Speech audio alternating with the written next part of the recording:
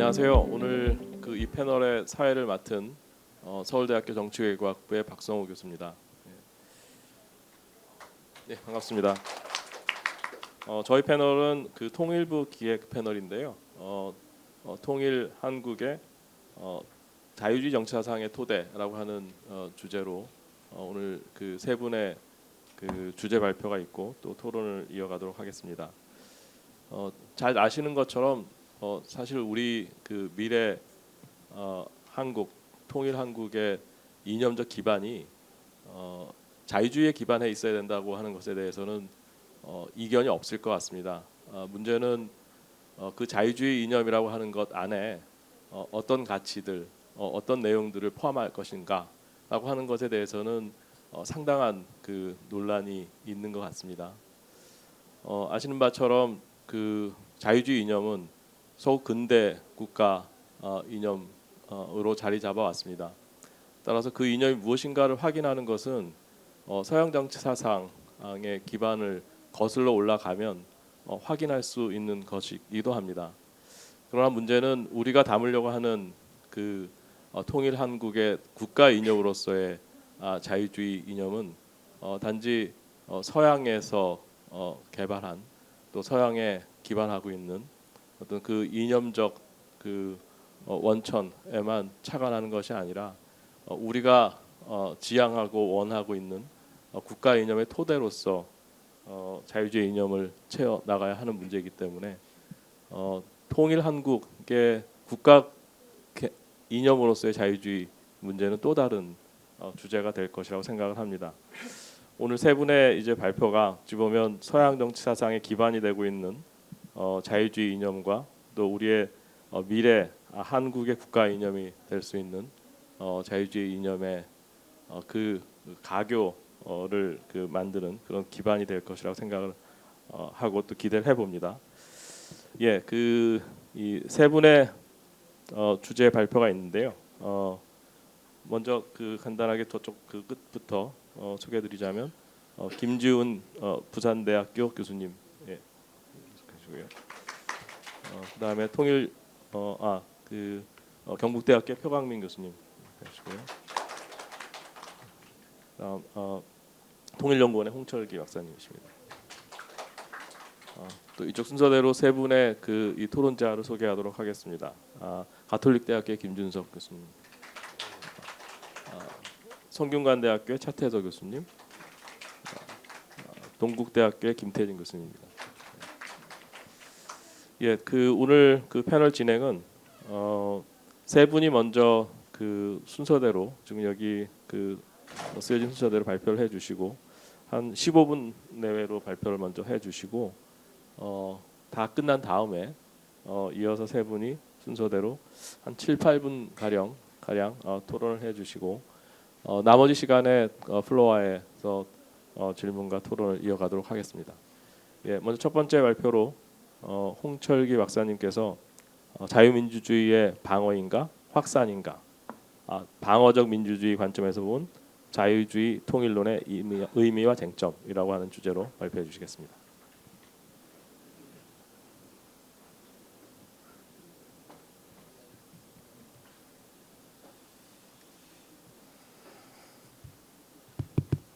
예, 안녕하십니까. 통일연구원 자유민주 중점연구단 부연구원 홍철기입니다. 제가 오늘 준비한 발표는 아마 자료집에 나간 거하고 지금 제목이 조금 다를 겁니다. 제가 지금 진행 중인 연구여가지고 조금 제 제목이나 내용이 조금씩 바뀌고 있습니다. 그래서 근데 이게 이제 최종적인 내용이니까 여기를 참조해서 봐주시면 되겠습니다. 제목은 자유민주의 수호인가 확산인가, 방어적 민주주의 관점에서 본 한국 사회의 자유민주주의와 자유주의 통일 담론입니다. 제가 이제 여기 이 연구에 착안을 하게 된 것은 두 가지 이유입니다. 하나는 첫 번째는 일단 다들 아시다시피 한국 헌법 제4조에 평화 통일을 목표로 하고 그다음에 평화 통일을 목표로 했을 때 자유민주적 기본 질서에 입각해서 평화 통일 정책을 수립한다라고 되어 있습니다. 근데 이 자유민주적 기본 질서라는 말이 사실은 지금은 독일이지만 당시에는 이제 서독 헌법에서 직접 가져온 개념이고, 그 다음에 가져왔지만 어쨌든 또 서독과는 다른 당시 서독과는 다른 맥락에서 해석이 되었던 면도 분명히 한국 정부에 나서 있는데 그런 관점에서 봤을 때 자유민주적 기본질서라고 했을 때 그게 무엇을 의미하냐와 관련해서 특히 여기서 말씀드릴 제가 오늘 말씀드린 방어적 민주주의 사실은 이제 그게 이제 유럽이나 특히 독일의 맥락에서는 이제 방어적 민주주의라는 관념과 그러니까 이론과 관련해서 사실은 이 자유민주적 기본질서라는 개념이 성립했던 것인데 한국에서는 주로 그 논의가 사실 뭐 물론 이제 헌법학 쪽에서 특히 정당해산제와 관련해서 논의가 당연히 많이 있습니다만 실제로 우리가 뭐 지금 특히나 현재 상황에서 뭐 자유민주주의 퇴행, 뭐 민주주의 퇴행, 민주주의 위기 이런 논의가 많이 그러니까 많이 일어나고 있는 상황에서 그럼 민주주의가 위기다. 그럼 민주주의를 당연히 뭐 지켜야 한다거나 강화해야 된다거나 여러 가지 이런 그 대응책을 생각해야 되는데 그런 맥락에서 사실은 방어적 민주주의라는 게 굉장히 중요하게 논의가 되고 있습니다. 그러니까 단순히 좁은 의미의 정당 해산을 넘어서 그리고 사실 한국 헌법에서도 독일과 달리 이게 헌법 전문에 들어가 있고 그다음에 통일 정책과 관련한 주요한 헌법 조항에 들어가 있다 보니까 한편으로는 민주주의를 방어한다라는 생각과 그다음에 통일 정책의 기준, 규범적인 어떤 기준, 특히나 그걸 가지고 추론을 하자면 통일된 국가의 상이라는 것은 당연히 자유민주적 기본질서에 입각해야 되는 것이라고 했을 때, 그러면 자유민주주의를 방어한다는 것과 우리가 미래의 우리 국가 공동체를 상상할 때 자유민주적 기본질서라는 상을 투사하는 것 사이에 이거 어떻게 일관적으로 이게 설명될 수 있겠느냐, 그걸 좀 검토해볼 필요가 있겠다라는 점에서 착안을 해서 이 연구를 착수하게 됐습니다. 그래서 사실 수호인가 확산인가라는 것은 당연히 뭐 민주주의를 방어하거나 아니면 그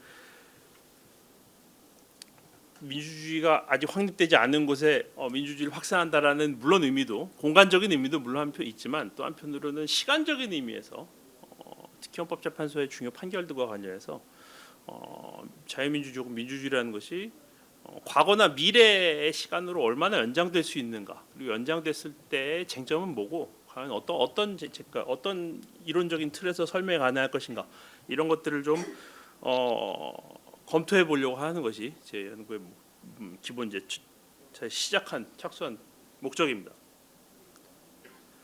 그래서 연구의 목적이라고 말씀드리자면 뭐 일단 기본적으로 이제 통일을 해야 한다라는, 통일을 해야 하는 상대가 적대적인 관계에 있는 상대라는 그런 특수성, 그리고 또 한편으로 어쨌든 자유민주적 기본질서라는 말에도 포함이 되어 있지만 이게 자유민주주의라는 것에 대한 특정한 역사적 해석과 결부가 되어 있기 때문에 이 두 개 사이에는 어쩔 수 없이 어떤 종류의 간극이 존재할 수밖에 없고, 그래서 이 간극을 어떻게 이제 연결할 것인가에 대한 고민을 할 수밖에 없다라는 게 제 연구의 첫 번째 목적이고, 그러니까 연구의 제가 취지고, 두 번째는 실제로 지금 유럽이나 뭐 미국이나 그 기존에 우리가 모범을 삼고 있는 자유민주주의 국가들에서 사실은 이 민주주의 방어와 민주주의의 위협에 대한 어떤 대응 방안에 대한 사실 학자들이나 전문가들 공동체에서의 어떤 합의된 모델이 존재하지는 않는 것 같습니다. 그래서 물론 이제 그렇다고 해서 뭐 아주 아무런 기준이 없이 사실 토론이 이루어지지는 않고 한 세 가지 정도로 이제 그 논의가 수렴되고 있는데, 그래서 그런 그리고 이제 내부적으로 방어적 민주주의라고 하는 것의 경우에도 여러 가지 이제 그 규범적인 기준들이 포함돼야 된다는 논의들이 있어서 이제 그런 것들을 좀 참고 삼아서 한국적 맥락에서의 자유민주주의 본질과 그에 대한 방어에 담는 뭐 제도 이런 걸 좀 검토할 필요성이 있다라는 점에서 이 연구를 착수했습니다. 그리고 아까도 말씀드렸다시피 한국의 자유민주적 기본질서라는 말로 명문된 헌법상에 사실 이거는 사실 뒤에 가서 좀 설명을 드리겠지만 어쨌든 방어적 민주주의라는 관념과 직결되어 있고, 근데 여기에 대한 논의가 생각보다 좀 부족한 것 같아서 좀 이 간극을 좀 메우려는 목적이 있습니다.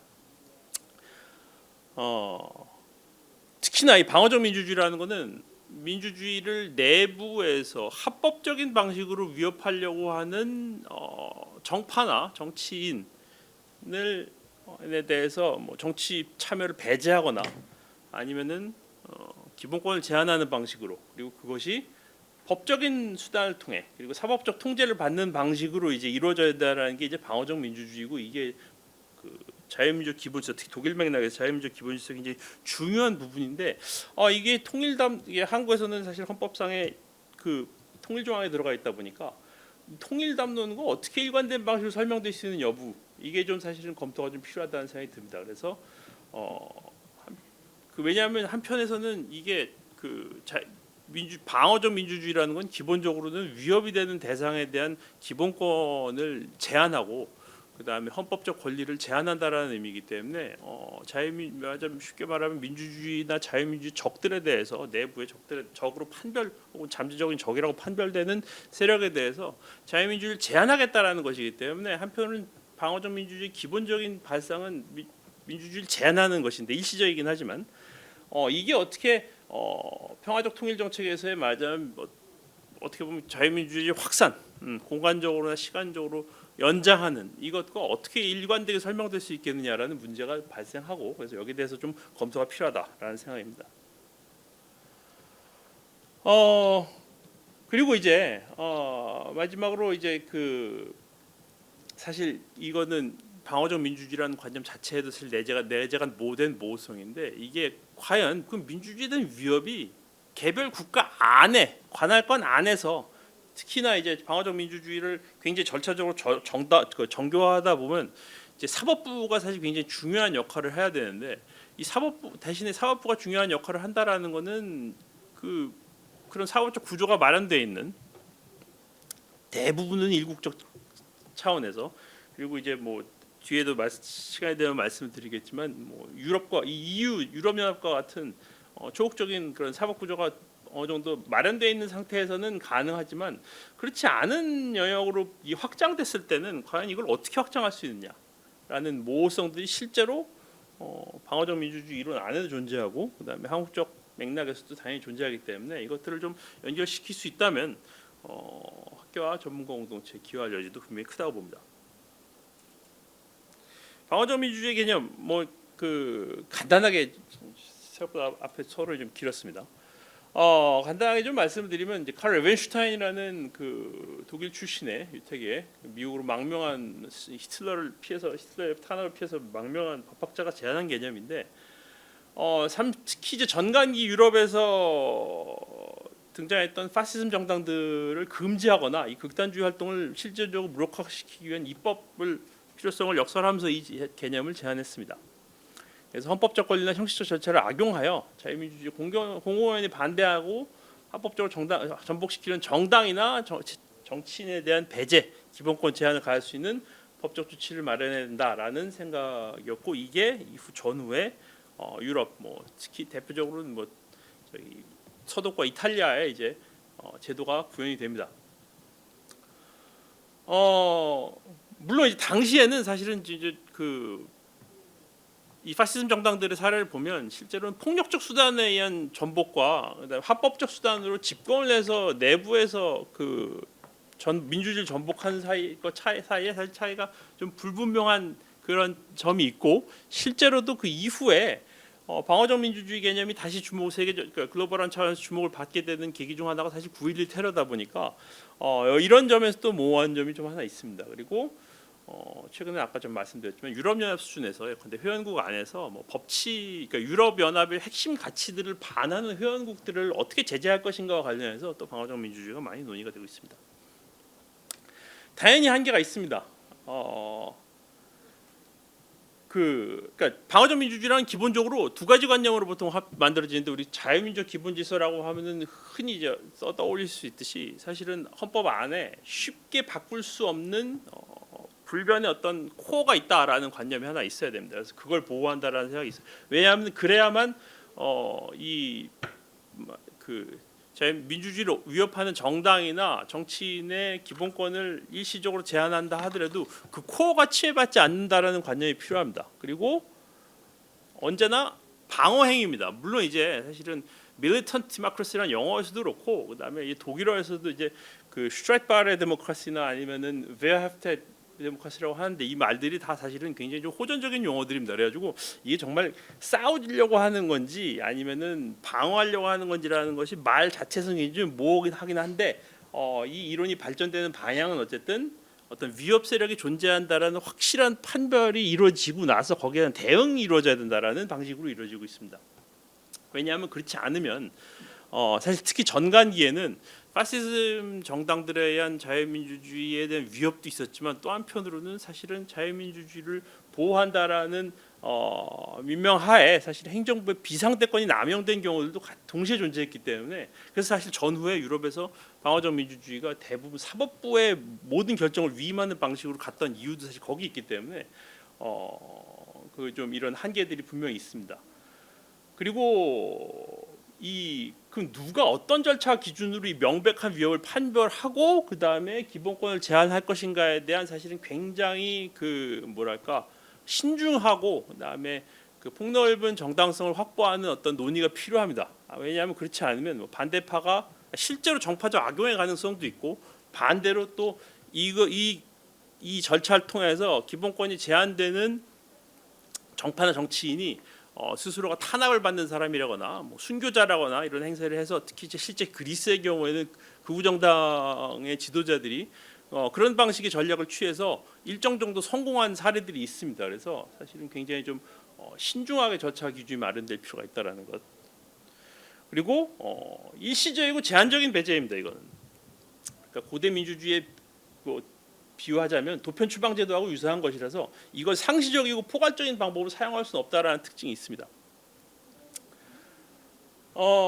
근데 이제 최소한 두 가지 방안이 이제 추가적으로 논의가 되는데 왜냐하면 어쨌든 자유민주주의라는 것의 핵심이라는 것은 결국은 선거 절차와 제도이고 그 선거 절차와 제도를 통해서 사실은 자유민주주의가 방어될 수 있다라는 또 한편의 반론이 존재합니다. 예컨대 그 결국은 정치인이라는 게 아무리 극단주의 정파에서 출발을 하더라도 결국은 집권을 하기 위해서는 다수표를 얻어야 되고 그러려면 주류화와 타협이 불가피하다 보니 결국은 극단주의가 좀 더 약화될 수밖에 없다. 극단주의적 색채가 약화될 수밖에 없다라는 그런 반론이 있습니다. 여기에 대해서는 반론도 있고 그다음에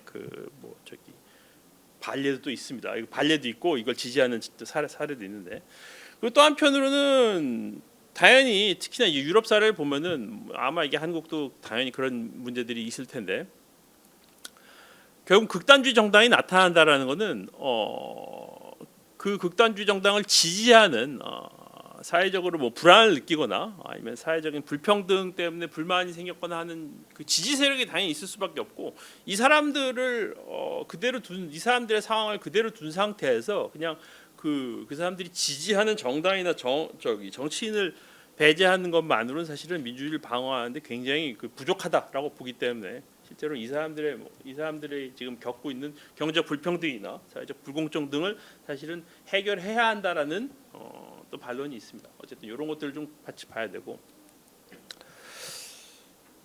그러다 보니 발표 시간이 다 지나갔습니다. 이제 제가 조금만 하겠습니다. 그래서 제가 사실 이런 맥락들을 고려했을 때 물론 이런 맥락하고 한국에서 말하는 자유민주적 기본성 같은 거라고 말할 수는 딱 같은 거라고 말할 수는 없는데 분명히 어쨌든 한국도 이 조항 혹은 이 개념을 기준으로 해서 뭐 헌법재판소가 실제로 자유민주적 기본질서가 어떤 헌법의 핵심이라고 주장을 하기도 하고 판결을 하기도 하고 그다음에 그걸 바탕으로 2014년의 경우에 통합진보나 해산 판결처럼 정당 해산 판결을 내린 바 있기 때문에 충분히 한국에서도 이 관련해서 좀 논의가 좀 필요하다라는 생각이 듭니다. 그리고 특히 이게 기존의 한국의 자유민주주의에 대한 논의가 특히 이제 미국 모델을 중심으로 이루어진 것에 대한 어떤 물론 이제 그것도 중요하긴 하지만 이제 그것만으로 설명되지 않는 부분들을 좀 보완할 수 있지 않을까 뭐 이렇게 생각을 합니다. 제 생각에는 이제 쭉 넘어가서 이건 사실은 그래서 제가 말씀드리려는 것 중 하나는 자유민주적 기본질서라는 말 자체가 헌법에 사실 꽤 복잡하게 지금 산재가 되어 있습니다. 한편으로는 정당 해산 조항에는 민주적 기본질서라는 말이 있고 그다음에 전문의 자유민주적 기본질서라는 말이 있고 그다음에 그 통일조항의 자유민주적 기본질서라는 말이 있는데 사실 이 조항들이 도입된 시기와 맥락과 정치적 의도가 다 다릅니다. 그래서 이것들을 그리고 실제로 그러니까 이 자유민주적 기본질서라는 게 말하자면 그 어떤 헌법에 불변하는 상대적으로 불변하는 코어라고 생각했을 때 사실 한국의 헌정사 자체를 보면은 한국 헌법이 굉장히 많이 바뀌었고 크게 바뀌었기 때문에 과연 이런 종류의 그 헌법의 어떤 그 바뀌지 않는 핵심이라는 것이 얼마나 이제 그 정당화될 수 있겠냐라는 게 사실은 그냥 당연히 전제된다기보다는 사실 설명돼야 되는 측면들이 좀 많이 있습니다. 그래서 좀 거기에 대한 검토가 좀 필요하다는 생각이 들고요. 그 다음에 그래서 이제 이 최소한 세 개의 이질적인 개념, 그러니까 같은 말이긴 하지만 맥락상 이질적이고 정치적으로 이질적인 개념들, 뭐 그냥 간단하게만 설명드려도 민주적 기본질서 조항은 2005국 때 들어왔고, 저기 자유민주적 기본질서의 그 저기 헌법 전문의 자유민주적 기본질서는 유신헌법 때 들어왔고, 그다음에 통일조항의 자유민주적 기본질서 사실은 87년 헌법에 들어왔습니다. 그래서 이게 굉장히 아주 그 상이한 상황에서 들어왔기 때문에 이것들을 어떻게 관련시킬 것인가가 굉장히 중요한 이론적인 논의가 될 것이고, 그리고 여기에는 사실 자유민주적 기본질서라는 말의 어떤 의미 변화도 있다고 봅니다. 예컨대 그 전문의 유신헌법 때 전문의 자유민주적 기본질서 들어갈 때는 사실은 통일에 관련된 논의를 시민사회가 배제된 채로 정부가 독점하겠다라는 의미가 컸고, 그리고 어느 정도는 통일조항에 서입될 때도 그랬을 것이라고 추정을 학자들이 많이 하는데, 이후에 헌법재판소의 판결에 의해서 사실은 사법부가 여기에 대해서 특히 헌법재판소가 여기에 대해서 통제를 하겠다라는 의도가 들어가면서 의미가 사실 변화된 측면도 있습니다. 그래서 이런 그 의미의 변화 이런 것들 좀 검토할 필요가 있고, 그리고 사실 자유민주적 기본질서가 일종의 그 아까 말씀드렸던 영구조항, 헌법상에 변하지 않는 핵심, 그 변하지 말아야 하는 핵심이라고 우리가 생각한다면 사실 우리가 이 점도 좀 고민을 해봐야 되는데, 한국은 사실 근데 헌법 개정상에 이런 절차가 따로 없습니다. 그런데 독일이나 이탈리아는 이 헌법의 이런 중요 조항들은 실질적으로 내용을 바꿀 수 없게 되어 있습니다. 그러니까 그 표현들을 바꿀 수는 있는데 내용을 바꿀 수 없도록 대부분 이제 그 만일에 영구조항의 경우에는 그 그런 절차들이 사실은 개정 절차 안에서 특수한 절차들이 포함이 되어 있어서, 만일에 우리 자유민주적 기본질서라는 게 만일 헌법의 어떤 헌법상 영구조항이어야 된다라고 한다면 우리가 이걸 그 개정을 관한 논의를 좀 해볼 필요가 있지 않을까라는 생각을 합니다. 그리고 실제로 그렇지 않을 경우에는 사실은 자유민주주의 자체의, 그러니까 민주적인 어떤 입헌주의 원칙에서 봤을 때는 사실은 아무리 자유민주적 기본질서가 지시하는 목적에 부합하는 미래를 우리가 가정한다 하더라도 거기에 도달하는 과정에서 사실 헌법의 상당한 개정 가능성을 우리가 현실적으로 배제할 수 없기 때문에 이런 그 실제로 그러니까 뭐 개정을 진짜 해야 되는지 말아야 되는지를 포함해서 이런 좀 논의가 좀 필요하지 않을까 뭐 이렇게 생각을 해봅니다. 예, 제 발표는 여기서 마치도록 하겠습니다. 감사합니다. 예, 홍철기 박사님 발표 잘 들었습니다. 그 사실 우리 그 한국 자유민주주의에 대한 평가에 대해서 많은 사람들이 한편으로는 자유민주주의의 과잉이다. 그래서 지나친 자유주의, 지나친 민주주의에 대한 우려의 목소리가 있는가 하면, 또 다른 한편으로는 아직도 자유주의의 기본 원리가 제대로 잘 그 충족되고 있지 못하다. 민주주의 역시 마찬가지고요. 그래서 자유민주주의에 대한 결핍 혹은 어떤 그 부족함 뭐 이런 것에 대한 그 목소리가 있는 것이 사실인데, 이런 그 이 양극단적인 이해에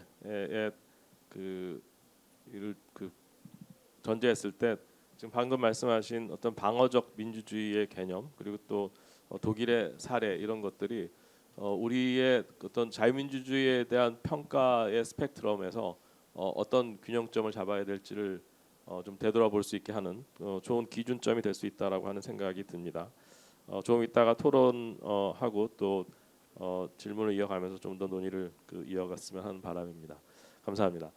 그 두 번째 발표는 표광민 교수님께서 발표해 주시겠습니다. 네, 안녕하십니까. 경북대학교 표광민입니다.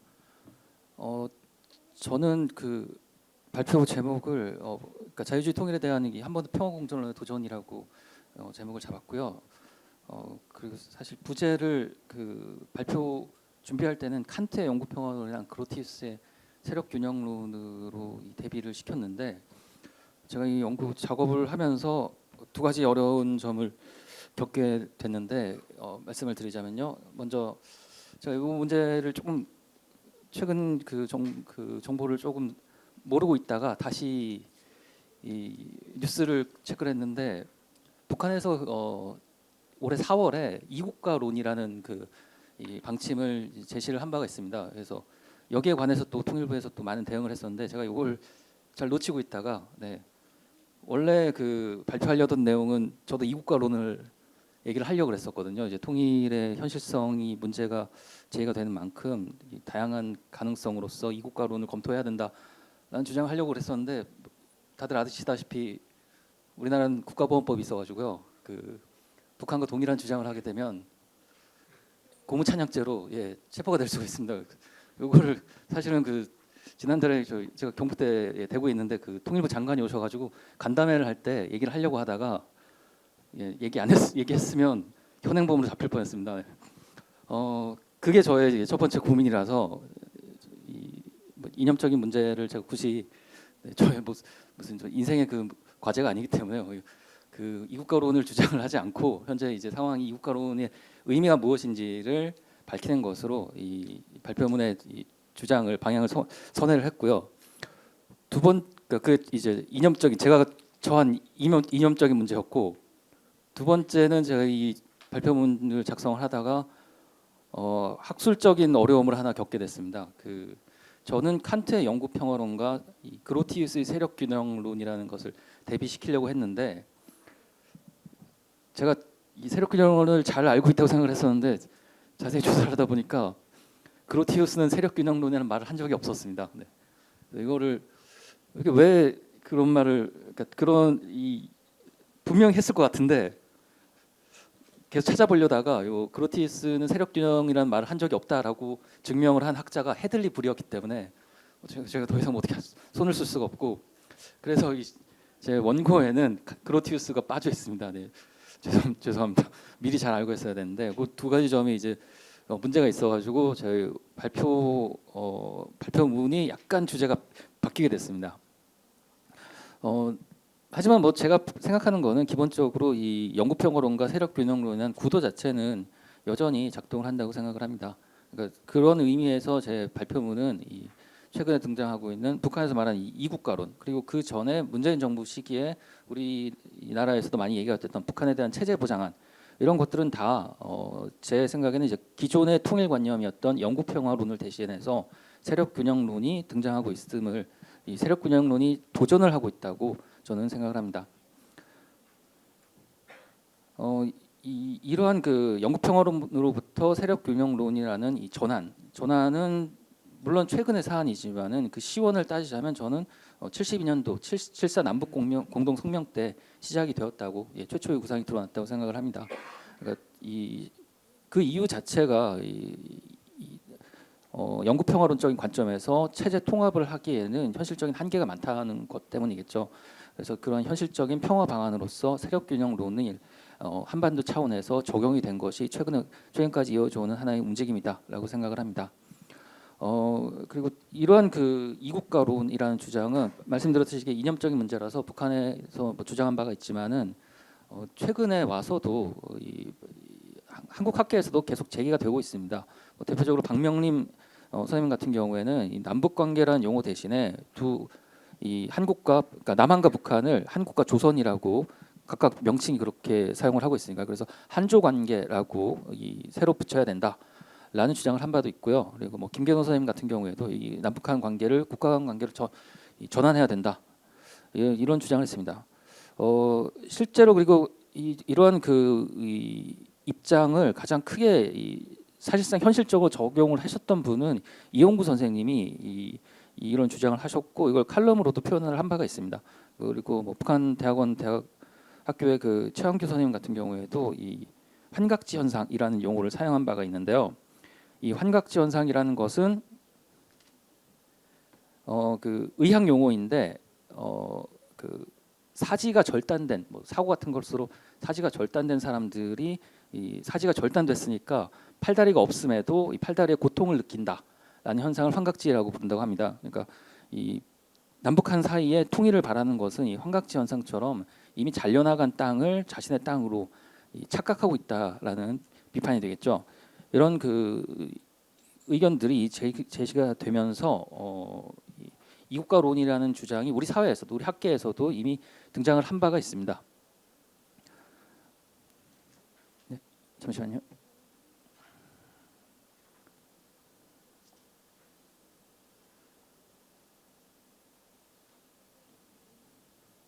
네. 저는 이런 그 관점, 이런 그 이국가론, 체제보장안 같은 이 남북한 간의 공존에 대한 이 방안들이 세력균형이라는 좀 국제정치적인 이론으로서 설명이 가능하다라고 생각을 합니다. 왜 그러면 제가 생각해는 이제 그 정치의 오랜 과제는 평화라고 할 수가 있습니다.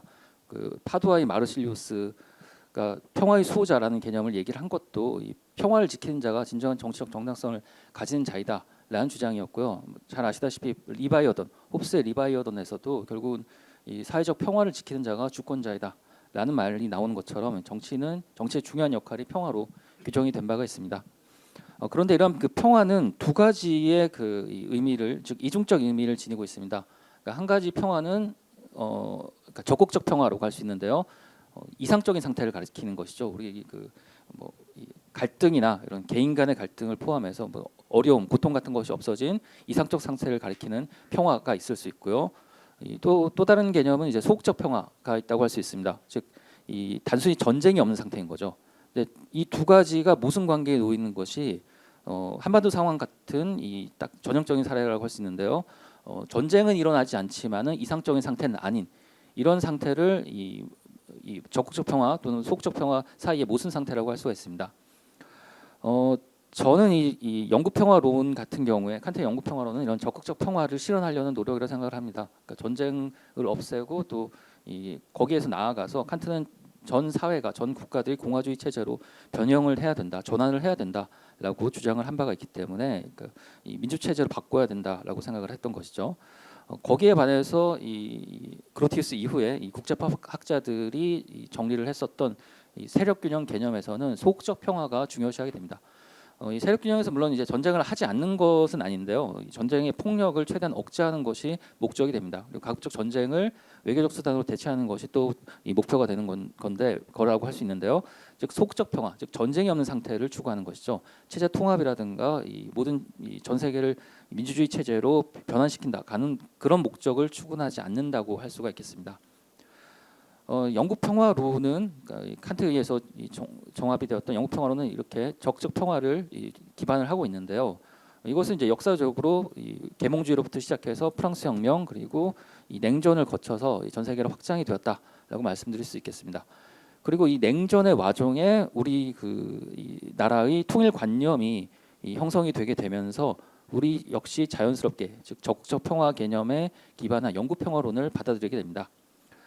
그러니까 세계사적 맥락에서 이 한반도에도 자유민주주의 국가를 수립을 해야 되고 거기에 반대가 되는 그 장애물이라고 할 수 있는 이 북한을 제거하는 것이 바로 이 통일의 과제가 된 것이었죠. 이러한 그 사상은 사실 냉전이 해체되면서 북한에 대한 적대적인 정책가 어느 정도 완화가 되었지만 사실 영구 평화론적인 구상은 더욱 더 강화가 되었다고 할 수 있습니다. 그것이 이제 냉전 직후에 나타났던 흡수 통일론이라고 할 수가 있겠습니다. 그리고 방금 홍 선생님께서도 말씀하셨지만 이제 헌법 4조에도 대한민국은 통일을 지향을 하면서 또 자유민주적 기본 질서에 입각한다라고 명시가 되어 있거든요. 그러니까 통일을 했을 때 당연히 통일 이후의 체제는 자유민주주의다라는 것이 우리 기본적인 입장이라고 할 수가 있습니다.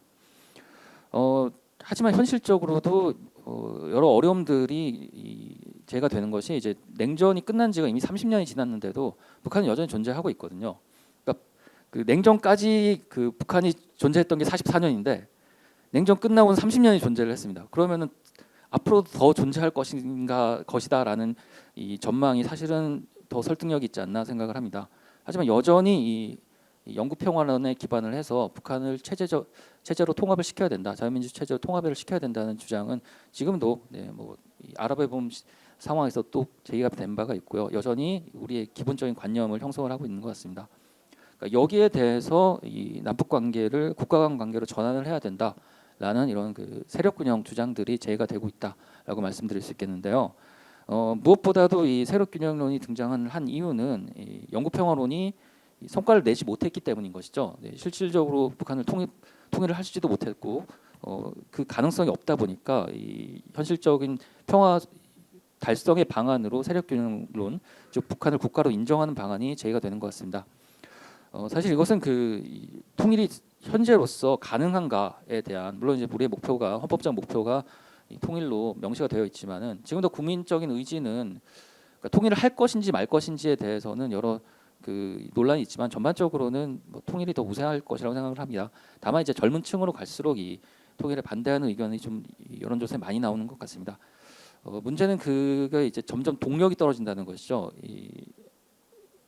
우리가 이 영구 평화론적인 이 체제 통일을 생각했던 시기는 이 냉전 시기, 냉전 초기에 전 세계적으로 체제 통합이라는 자유민주주의 확산이라는 이 동력이 가능했었던 시기였고요. 대표적인 게 1950년 10월 1일에 38선을 넘게 되는데, 요 전까지의 이 한국 전쟁의 기본 개념은 방어 전쟁이었습니다. 즉 북한이 이 38선을 넘어왔기 때문에 이걸 격퇴하는 것이 전쟁의 이제 정당성이었죠. 근데 요 10월 1일에 38선을 넘어서면서 사실은 이 한국 전쟁이 남한 입장에서는 공격 전쟁으로 의미가 바뀌게 됩니다. 엄밀하게 보자면은 국제법을 어긴 것이죠. 네, 세력균형 원칙에 따른 국제법을 어긴 것인데, 이것을 정당성을 제공을 한 것은 당시 유엔 결의였다고 할 수가 있습니다. 전 세계적인 이 자유주의 열망이 이것을 허용을 했던 것이죠. 이런 열망이 제가 보기에는 냉전 이후에 인도적 개입으로 한번 다시 불붙은 적이 있다가 지금은 소멸이 된 것 같습니다. 그리고 우리 내부에서도 방금 좀 전에 말씀드렸듯이 이 국민 여론들이 통일에 대해서 부정적인 의견들이 많이 증가를 하고 있어서요. 아무래도 현실적으로 이 영구 평화론을, 즉 북한을 체제로 통합하는 것이 쉽지는 않은 것이라고 할 수 있겠습니다.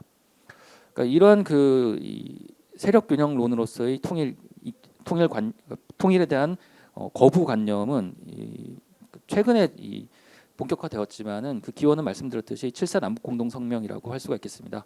그러니까 7.4 남북 공동 성명은 사실 이 통일로 향한 이 노력이라고 많이 해석이 되는데, 이 7.4 남북 공동 성명이 1972년에 이루어지고요. 그 다음에 72년도에 잘 아시겠지만 이제 10월에 남쪽에서는 유신 체제가 출범을 하고 북쪽에서는 사회주의 헌법이 통과가 됩니다. 즉 두 체제 모두가 나라가 아닙니다. 네.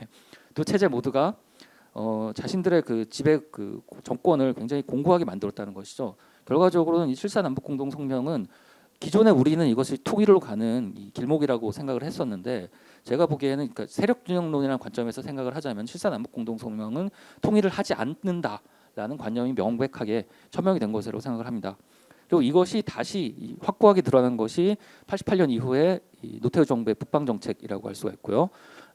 여기서 결정적이었던 것은 남북한이 동시에 유엔에 가입을 하게 되면서 북한에게도 국가적인 속성을 대외적으로 인정을 해준 상황이 되었습니다. 그리고 일련의 노태우 정부에서 이루어진 일련의 남북 간 관계의 사실상의 조약들이 이런 이 국가 간 관계로서의 전환을 본격화했던 것이라고 생각이 듭니다. 이후에 이제 김대중 대통령 시기에도 베를린 선언에서 이제 남북 정상회담을 제의를 하고 이것이 실현이 되었는데요. 정상회담이라는 용어 자체가 사실은 국가 관계를 전제한 것이기 때문에 엄밀하게 보면 사용해서는 안 되는 용어라고 할 수 있는데 그냥 사용이 됐습니다. 그러니까 현실적으로 해버린 것이죠. 또 문재인 정부 시기에도 체제 보장안이라는 이 용어가 말씀드렸던 대로 이게 원래 엄밀한 국가보안법적인 시각에서 보자면 해서는 안 되는 용어입니다. 그러니까 북한이란 정권을 보장을 해준다라는 것이 말이 될 수가 없는, 이념적인 측면에서는 용납될 수가 없는 생각인데 그냥 해버렸습니다. 왜 그러냐면 이런 방향이 아니면은 이 북핵 문제를 해결할 수가 없기 때문이죠. 그러니까 현실적인 방안으로서 세력 균형론은 우리의 선택지가 되어가고 있다는 것이 저의 생각입니다. 결과적으로는 이런 그 세력 균형론이 의미하는 바는 기존의 이 분단 상태를 이 80년 정도 지속된 이 분단 상태를 비정상 상황이라거나 이제 일시적 상황이 아니라 그냥 정상 상태로 받아들이자라는 이 주장이라고 생각을 합니다. 사실 80년 뭐 분단 상태라고 말씀드렸지만 이건 대한민국이 존재하고부터 사실은 대한민국 이전부터 대한민국보다도 분단 상태는 조금 더 길거든요. 왜냐하면 대한민국 이 독립은 1945년 8월 15일이었지만 바로 이제 분단이 됐고요. 대한민국은 48년 8월 15일에 수립이 됐기 때문에 분단이 오히려 더 긴 상태입니다. 대한민국은 한 번도 정체를 통치해 본 적이 없다는 게 이 엄밀한 사실입니다. 물론 이게 헌법적으로는 이제 충돌하는 내용이죠. 그래서 이런 것들이 제기가 되고 있는 그 세력균형론은 이런 주장들을 제기를 하고 있는데 결과적으로는 저는 이런 그 영구평화론이라는 기존의 통일관념에 대한 세력균형의 도전으로 현재의 그 이국가론, 체제 보장안 등에 대한 방안을 생각을 해야 된다라고 생각을 합니다. 이상입니다. 예, 병왕림 교수님 발표 잘 들었습니다. 그 앞서 홍철기 박사님 발표가 국내적인 차원에서 자유민주주의의 원칙이라고 하는 걸 우리가 어떻게 이해하고 또 우리 구성원들끼리 합의할 것이냐라고 하는 문제에 착안했다라고 한다면 표광민 박사님 교수님 이 주제에는 북한이라고 하는 카운터파트가 있고 또 우리의 통일을 주시하고 있는 국제사회와 주변국이 있는데 우리가 생각하고 있는 통일 한국의 어떤 국제정치적 위상은 어떤 것인지의 관점에서 좀 더 문제를 들여다보신 것 같고 특별히 재미있는 것은 과거의 어떤 칸트적 이상주의적 관점에서 통일을 접근한다기보다 보다 현실주의적인 관점 여기서 그 세력균형론에 입각한 그 현실주의적 관점으로 좀 들여다볼 필요가 현실적으로도 그렇고 또 어떤 그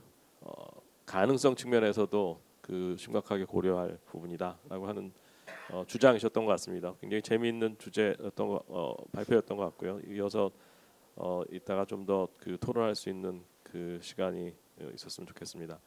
예, 마지막으로 김지훈 교수님 발표 부탁드립니다.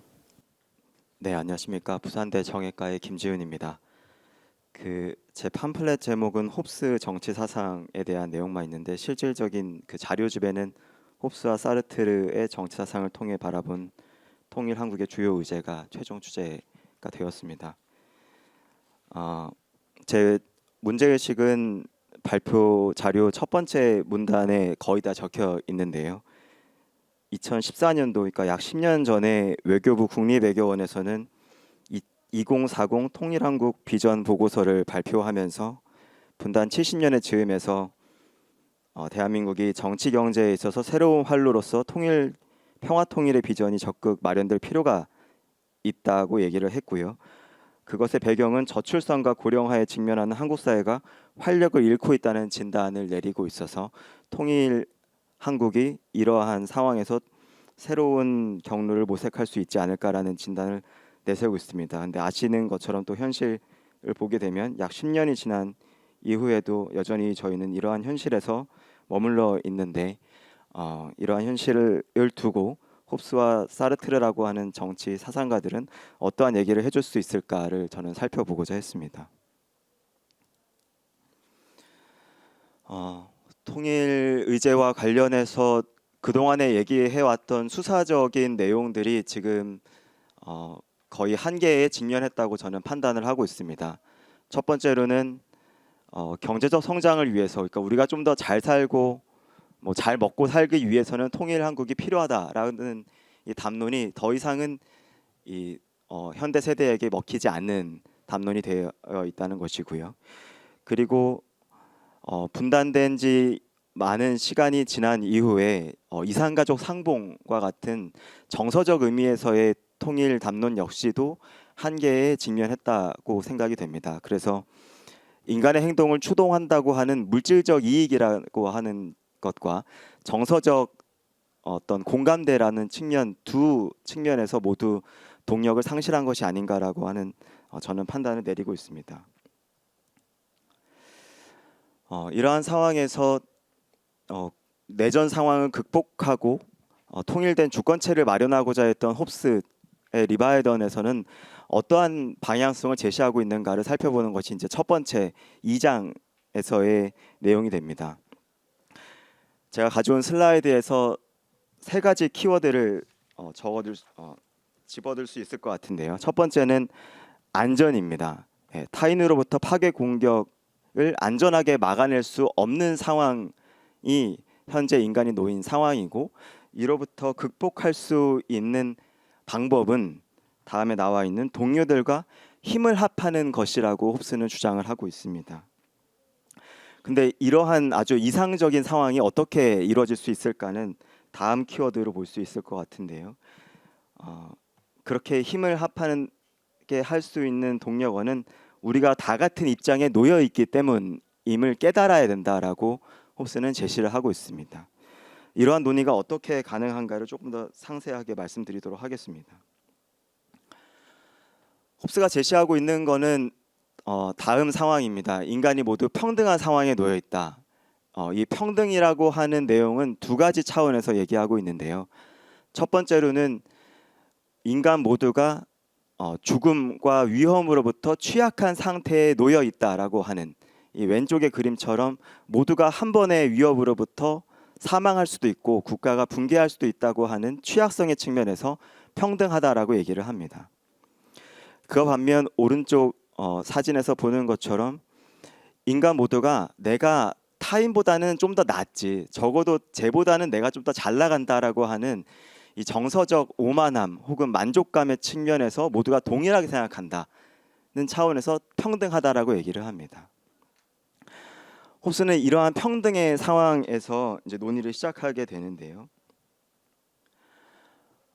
이러한 욕구에 따라서 두 가지 형태의 사람들이 자연 상태, 그러니까 국가 수립의 이전 상태에서는 인간 유형이 나타난다고 보고 있습니다.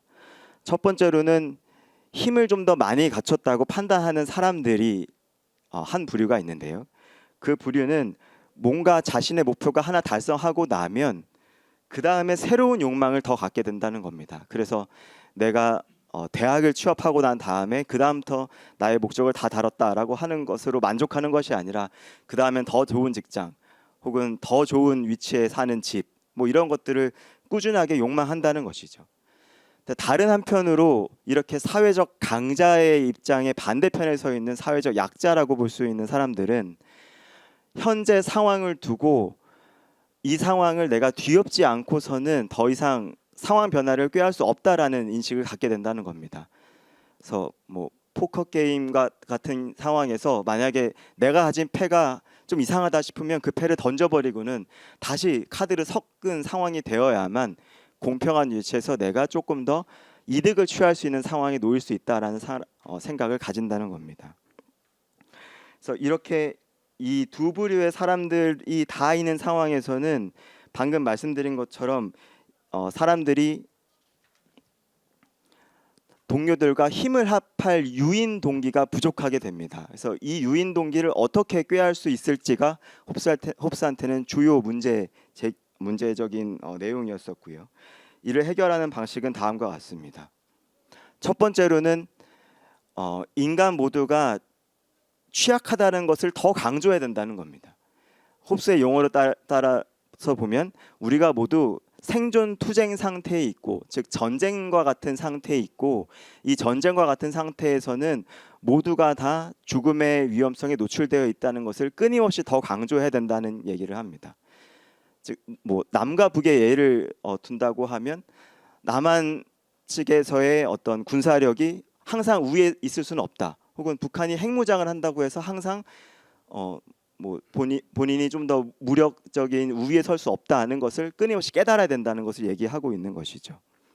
근데 홉스는 여기에서 그치지 않고 두 번째 해결책 역시도 제시하고 있는데, 사람들이 여기에 설득되지 않는다고 하더라도 두 번째로는 죽음 이후에는 신으로부터 벌을 받는다, 이제 이러한 얘기를 하게 됩니다.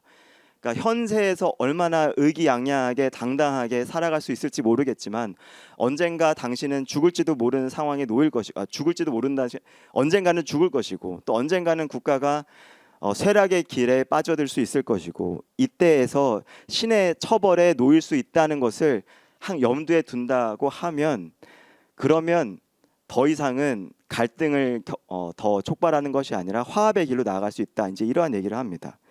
근데 방금 말씀드린 것이 굉장히 이상적인 해결책으로 들리는 것처럼 홉스 역시도 그렇게 생각했던 것 같습니다.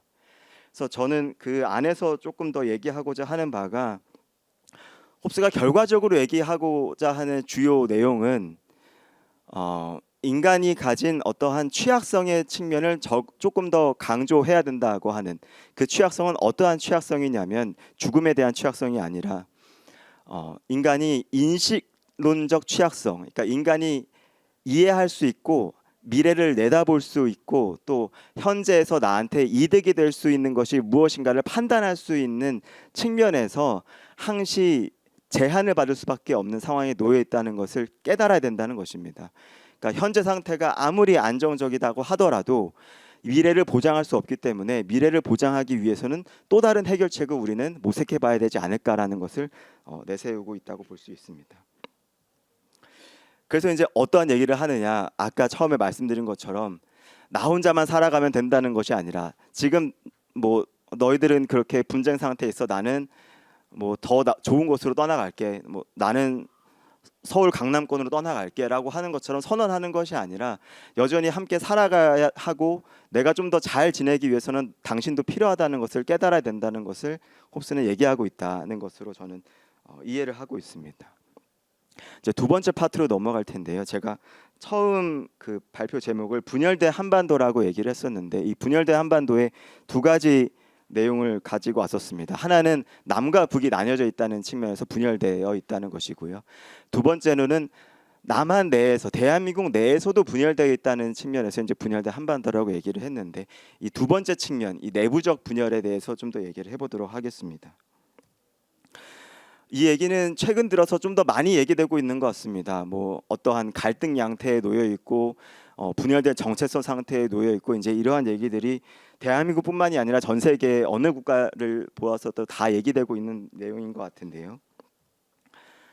제가 이제 몇 가지 통계 수치를 가지고 와서 이 현상들을 조금 더 얘기해 보려고 했습니다.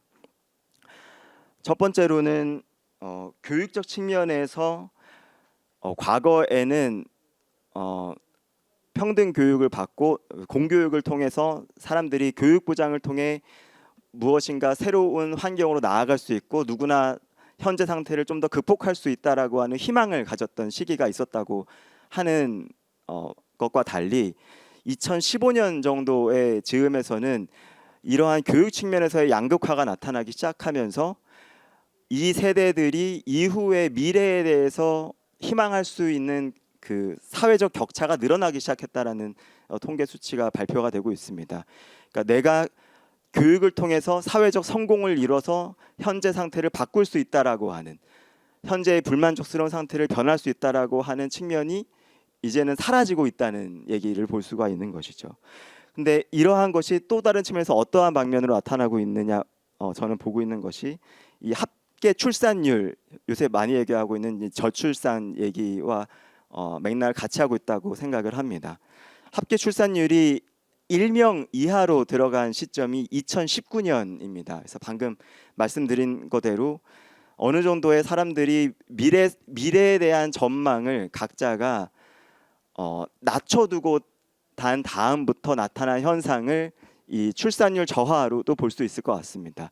근데 이러한 현상이 어떠한 지금 저희가 얘기하고는 통일 담론과 어떻게 이어지고 있느냐, 여러 기관에서 조사하고 있는 통일의식 조사, 좀 전에 표 교수님이 말씀하신 것처럼 MZ세대라고 하는 이 젊은 세대에서 나타나고 있는 통일 인식에 대한 부정적인 그 응답률이 높아진 시기가 2019년부터입니다. 그 부정적 응답의 시기가. 해서 제가 말씀드린 것을 요약하면 이 모든 수치들이 다 부정적인 상황으로 바뀐 시점대가 2010년대 중반이라고 볼 수 있을 것 같습니다. 저는 그렇게 정의를 하고 있고요. 그래서 지금 현재 대한민국 뭐 청년 세대 혹은 중추 세대가 겪고 있는 반은, 그래서 제가 정의하고 있기로는 더 이상은 미래에 대해 뭔가 도전하기보다는 회피하고 있는 세대라고 저는 정의를 내리고 있습니다. 그러면 이렇게 하는 가장 기본적인 이유는 무엇이냐? 바로 각자 도생해서 어떻게든 이 현실을 헤쳐나가자라고 하는 생존 전략이 각자에게 받아들여지고 있는 것이다라고 이해를 하고 있고요.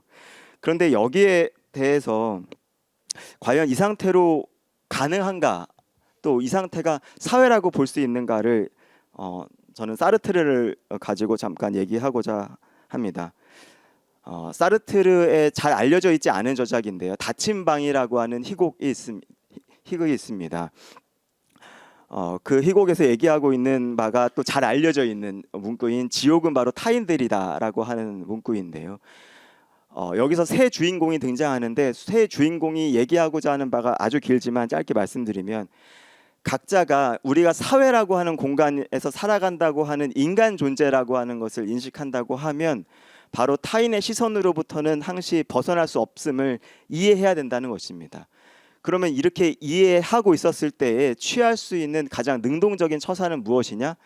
그 시선으로부터 항상 회피하는 것이 아니라 그 시선에 맞서서 내가 변하든 혹은 타인의 시선을 바꾸든 혹은 이 양자가 같이 일어나든 서로 공동체적인 어떠한, 공동체란 말이 좀 이상한데요. 이 사회 내에서의 구성원이라고 하는 것임을 충분히 인지해야 된다라고 사르트르는 얘기하고 있습니다.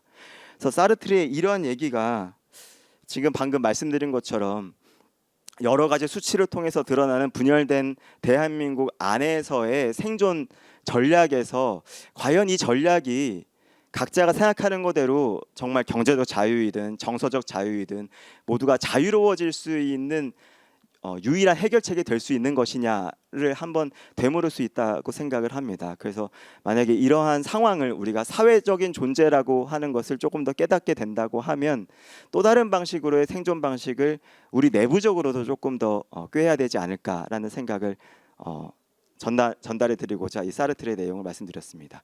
제 발표는 여기까지 하도록 하겠습니다. 감사합니다. 예, 김지훈 교수님 재미있는 발표 잘 들었습니다. 어찌 보면 그 당위적 차원의 통일이 아니라 그 실행의 차원에서 통일을 한번 생각해 보면 그 구성원들에 해당되는 우리들은 도대체 어떤 사고를 해야 될지에 대해서 어떤 그 홉스와 사르트르의 정치사상적 틀을 활용해서 우리의 사고를 한번 유도해 보신 것 같습니다. 굉장히 재미있는 발표였던 것 같고요. 조금 이따 또 토론을 해볼 기회가 있으면 좋겠습니다. 예, 이어서 세 분의 그 토론을 듣도록 하겠습니다. 먼저 김준석 교수님께서 홍철기 박사님 주제에 대해서 토론해 주시겠습니다. 네, 토론을 맡은 가톨릭대 김준석입니다. 네, 홍철기 교수님 발표문 재미있게 잘 봤고요. 저도 덕분에 그 방어적 민주주의, 주로 이제 영어권에서는 밀리턴트 데모크라시라고 이렇게 표현을 한 것 같은데, 방어적 민주주의에 대해서 알게 되는 그런 기회가 되었다고 생각합니다. 제가 이 주제 방어적 민주주의에 대해서도 그렇고 통일에 대해서도 그렇게 전문가는 아니어서 그 토론이라기보다는 조금 질문을 하는 형식으로 좀 한 두세 가지 정도만 좀 말씀을 드리고자 합니다. 네, 첫 번째는 제가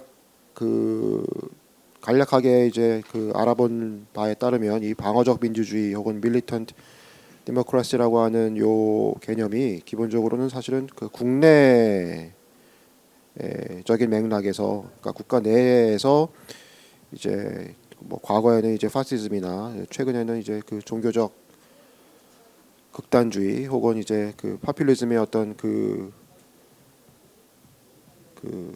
라이스, 그다음에 데모크라틱 백슬라이딩 이런 문제와 관련해서 이제 주로 이제 제기된 관심이 주어진 그런 개념으로 알고 있고요. 그다음에 부분적으로는 EU가 이제 헝가리나 이제 폴란드에 대해서 어떤 문제 제기를 하는 과정에서 이제 또 이제 각광을 받은 그런 개념으로 알고 있는데, 사실은 EU만 해도 어떻게 보면은 적어도 남북한 관계에 비해서는 훨씬 헌정적인 질서의 테두리 안에 있다라고 여겨지기 때문에 어떻게 보면은 이 방어적 민주주의라고 하는 개념이 적용될 수 있는 여지가 크다고 할 수 있을 텐데 지금 표광민, 김지훈 박사님께서 계속 강조하셨듯이 사실상 두 개의 독립적인 국가로 이렇게 뭐 양쪽에서는 이제 하나의 나라다 이렇게 공식적으로는 이렇게 하고 있을지 모르겠지만 실질적으로는 두 개의 독립적인 국가로 오랜 기간 존속해왔던 이 남북한 관계에서 이 방어적 민주주의라고 하는 개념을 어떻게 적용할 것인지, 그게 사실상 어떻게 보면 이거는 국제 관계라고 할 수가 있을 것 같은데요. 네. 국제 관계, 두 나라 간의 관계에서 이 방어적 민주주의라고 하는 개념이 적용될 때 어떤 문제는 없을지 이제 그 점이 한 가지가 이제 궁금하고요. 특히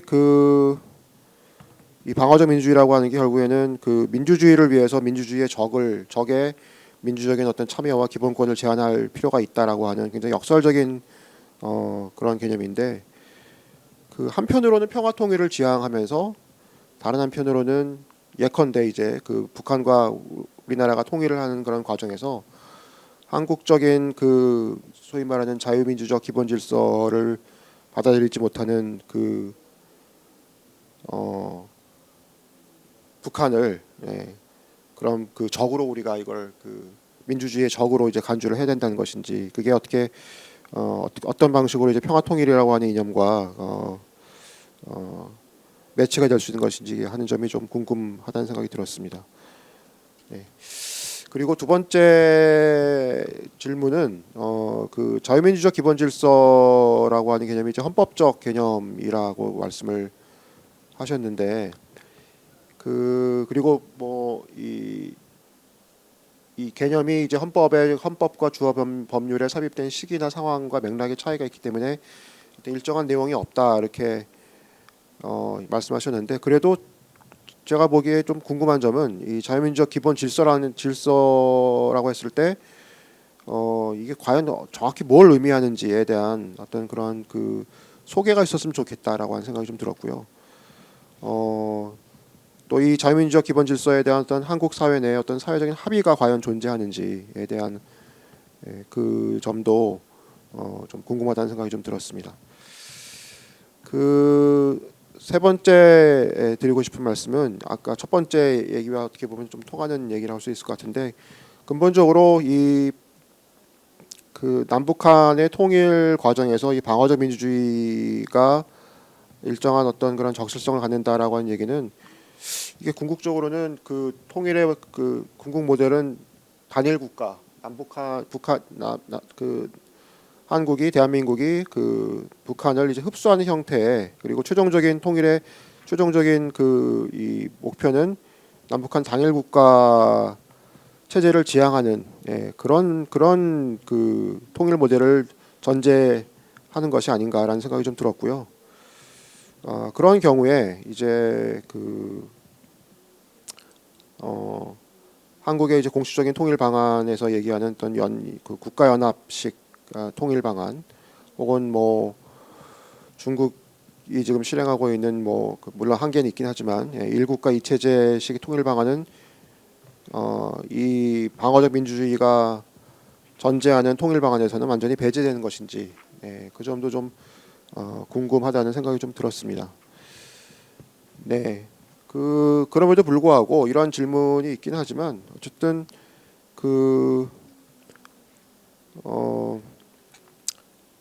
통일되는 과정에서 우리가 과연 자유민주적인 질서가 기본 질서가 중요하다라고 하는 데에는 많은 분들이 동의하실 것 같고 다만 이거를 이제 어떻게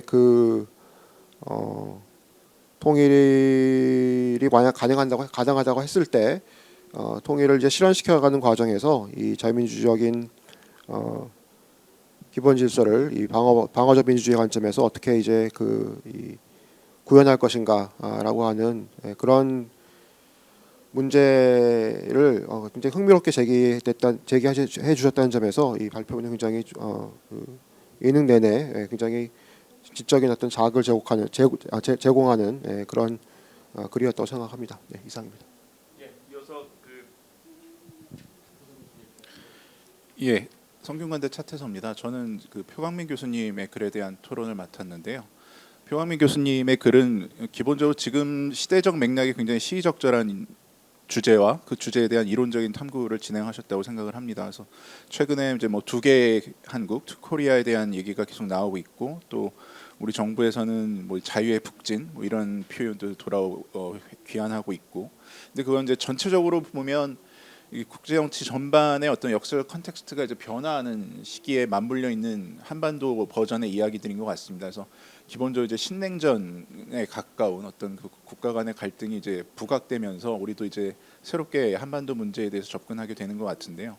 거시적으로 보면 뭐 기존의 어떤 탈냉전 30년의 단극 시대, 뭐 자유세계 질서가 존재하다가 탈단극 시대로 전환이 되면서 어떤 시대 정신이랄까, 어떤 기본 이 지배적인 이론적인 어프로치도 변화하는 것 같습니다. 그래서 탈냉전의 시대 정신이라는 게 뭐 프란시스 후쿠야마의 역사 종언이 대표하는 것처럼 자유보편주의였죠. 전 세계가 자유주의적인 또는 자유민주주의적인 하나의 그 보편 이데올로기 또는 뭐 보편적인 세계로 수렴된다, 진화한다라는 생각이 단극 시대의 시대 정신이었다고 한다면, 지금 우리가 특히 우크라이나전 이후 상황을 보면서는 그런 어떤 자유보편주의의 희망이 깨져나가는 게 아니냐, 다시 현실주의의 시대가 귀환하는 것 아닌가, 뭐 이런 고민들을 하게 되는 것 같습니다. 그래서 한반도 문제를 다룸에 있어서도, 통일 문제를 다룸에 있어서도 그런 기존의 자유보편주의적인 패러다임이 점점 현실주의적인 방향으로 전환되는 모습을 보이는 것 같고요. 저는 크게 두 가지 영역으로 나눠서 코멘트를 드리고자 하는데, 첫 부분은 이제 좀 이론적인 내용이고, 다른 하나는 지금 현재 남북 관계에 대한 이야기입니다.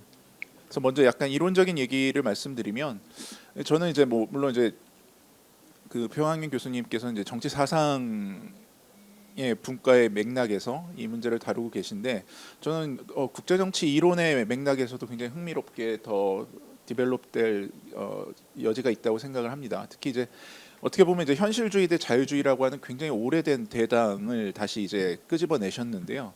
이게 마침 국제 정치 이론에서도 최근에 소위 얘기하는 고전 현실주의 다시 읽기 또는 뭐 성찰적 현실주의의 모색, 뭐 이런 식의 흐름들이 나타나고 있습니다. 그래서 특히 냉전 초기에 뭐 라인홀드 니버라든지 모겐소라든지 뭐 조지 캐넌 같은 사람들이 어떻게 그 당시 시대의 주류적인 담론이었던 냉전 자유주의에 맞섰는가. 그래서 이제 철학적으로 보면 그 당시의 주류, 뭐 지금도 주류겠죠. 뭐 계몽주의적인 세계관이라든지 보편주의, 진보주의, 그 세계가 어떤 하나의 역사적인 단계로 발전하고 있다라는 시각에 대해서 현실주의자들은 뭐 일종의 반계몽, 반보편, 그다음에 회의주의, 보수주의적인 이 세계관 속에서 세계를 관찰했기 때문에 냉전 시대에도 이제 첨예한 그 갈등선이 존재를 했었고, 그게 아마 이제 신냉전을 우리가 가고 있기 때문에 신냉전 상황에서도 그 둘 사이에 전혀 다른 국제 정치에 대한 어프로치를 되살려 볼 필요가 있을 것 같습니다. 그리고 그 이론적인 맥락에서 이제 보편주의의 계보를 서술하시는 부분이 있는데, 제가 뭐 미국 외교 전공자라서 약간 편향이 있겠지만, 보편주의의 계보에서 프랑스 혁명과 해겔이 나오는데 그 미국의 계보가 전혀 언급되지 않는 부분은 저는 좀 보완이 필요하지 않을까 생각을 했습니다. 그래서 실제로 지금 얘기하신 자유보편주의를 추동해왔던 국가는 이제 미국이었기 때문에, 그건 윌슨 시절부터 냉전 자유주의를 거쳐서 탈냉전기의 네오콘에 이르기까지 그 지속적으로 전 세계를 하나의 뭐 미국적 표준 또는 자유주의적 표준에 의해서 수렴시키려는 시도를 미국이 해왔기 때문에 그 부분에 대한 계보가 조금 더 이야기가 나왔으면 하는 부분이 있고요. 그다음에 그 이론 파트에서 하나 더 덧붙이고 싶은 것은 적극적 평화 대 소극적 평화라는 대당은 좀 어색한 것 같습니다. 그러니까 이게 어떻게 보면 지금 이 맥락에서 나오는 적극적 평화의 얘기는 미국 외교로 치면 네오콘의 이야기잖아요. 전 세계를 뭐 무력을 사용해서라도 역사의 흐름을 가속화시켜서 하나의 시스템으로 통합하겠다라는 얘기인데, 근데 그걸 적극적 평화라고 하면 갈퉁 입장에서는 약간 좀 그 기분이 나쁘지 않을까. 그러니까 뭐 이 갈퉁이 얘기했던 적극적 평화라는 건 단순히 폭력이 부재하는 상황이 아니라 뭐 구조적 폭력, 뭐 경제적 문제라든지 이런 구조적 폭력이 사라진 상태까지 이야기하는 것인데, 그게 좀 맥락이 조금 다르지 않은가라는 생각을 했고요. 거기까지가 이론적인 얘기라고 한다면 남북 관계에 대해서 조금 말씀을 드리면, 처음에 이제 그 표 교수님께서도 말씀을 주셨지만 이 패널을 만든 통일부의 맥락이 빠져 있어요. 이 통일부가 만든 이 맥락은 김정은의 문제입니다. 김정은이 지난 연말 연초에 폭탄 선언을 했습니다. 두 개의 코리아, 두 개의 대한민국 대 조선이라는 대당을 지금 만들어냈잖아요.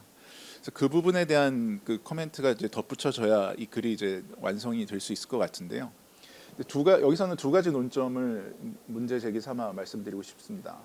하나는 그 소위 얘기하는 진보 진영의, 그러니까 남한의 진보 진영의 통일론에 대한 김정은의 평가에 대해서 그 표관민 교수님이 답변을 주셔야 될 것 같습니다. 그러니까 지금 그 부분은, 지금 쓰신 부분을 보면 진보 진영의 통일 또는 남북관계 논의는 현실주의 또는 세력균형론에 기반하고 있다라고 서술을 하셨는데, 김정은의 평가는 정반대입니다. 그러니까 2023년 12월 작년 말에 노동당 중앙위 전원회의에서 한 표현을 저는 그대로 코트하면, 역대 남조선 위정자들이 들고 나온 대북 정책, 통일 정책들에서 일맥상통하는 하나의 공통점은 우리의 정권 분개와 흡수 통일이었으며, 지금까지 괴뢰 정권이 10차례나 바뀌었지만 자유민주주의 체제하의 통일 기조는 추호도 변함없이 그대로 이어졌다.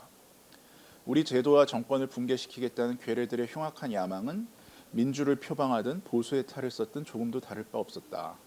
현실은 우리로 하여금 북남 관계와 통일 정책에 대한 입장을 새롭게 정립해야 할 절박한 요구를 제기하고 있다. 그래서 김정은의 결론은 북남 관계는 더 이상 동족 관계가 아니라 두 국가 관계, 적대적인 두 국가 관계, 전쟁 중에 있는 두 교전국 관계로 고착되었다라고 얘기를 하거든요. 그래서 이 부분에 대해서 이제 김대중, 노무현, 문재인으로 이어진 진보 정권의 소위 얘기하는 햇볕 정책론 또는 기능주의적 접근에 대해서 이 김정은의 평가를 어떻게 재반박할 것인가.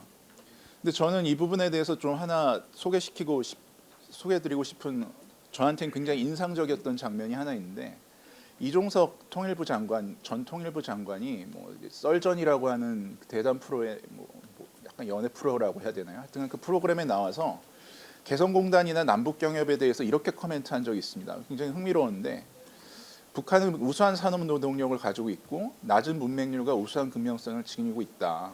그러면서 우리 기업 입장에서 보면 노조 없는 대한민국 노동력이야말로 북한의 노동력이라고 이야기했습니다. 저는 이게 햇볕 정책에 깔려 있는 하나의 욕망, 스토리라고 얘기하고 싶은데요.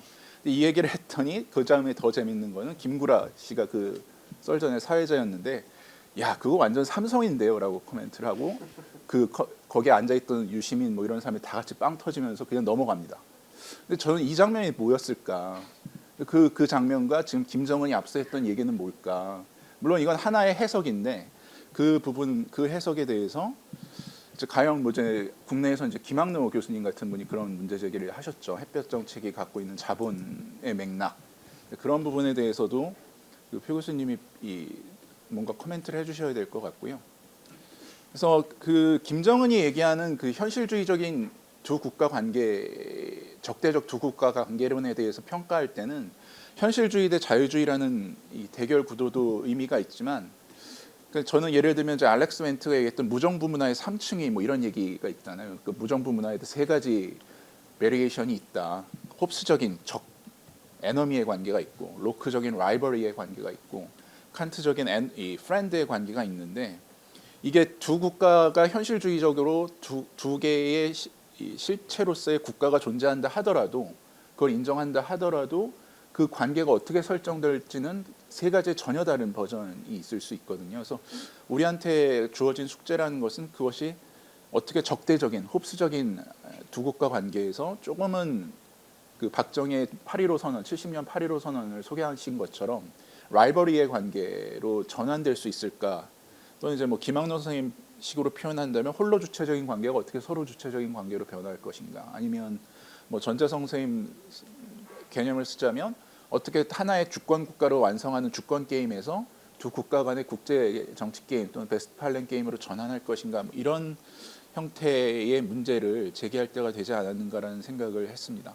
그리고 마지막으로 한 가지만 덧붙이면, 이 세력균형이라는 표현이 이 남북 간의 관계에 있어서는 조금 조심스러운 면이 있습니다. 그러니까 두 국가의 실체를 인정한다는 것과 세력균형 관계로 전환한다는 것은 북한이 지금 비대칭 전력인 핵을 갖고 있는 상황에서는, 그러니까 안보를 전공하는 입장에서는 약간 어불성설일 수 있습니다. 그러니까 한쪽이 핵을 갖고 있는 상황에서 밸런스 오브 파워 또는 밸런스 오브 테러가 만들어지려면 이거는 논리적으로는 남한의 핵무장론으로 이어질 수밖에 없거든요. 그래서 뭐 약간 용어의 문제일 수도 있지만 이 남북 관계에서 세력 균형론이 문제인가 아니면 아까 말씀드린 것처럼 두 국가 간의 관계 또는 자아 타자 간의 관계를 어떻게 설정하는 것이 문제인가라는 부분에 대해서 표 교수님이 조금 더 답변을 주시면 좋지 않을까 생각했습니다. 이상입니다.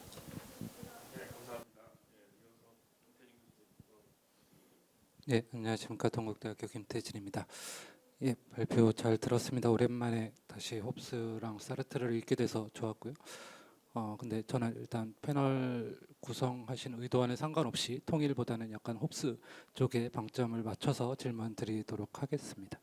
물론 뭐 제가 최근 연구들을 다 업데이트하지 못한 상태여서 거친 이해를 통해 질문 드리는 게 될 것 같습니다.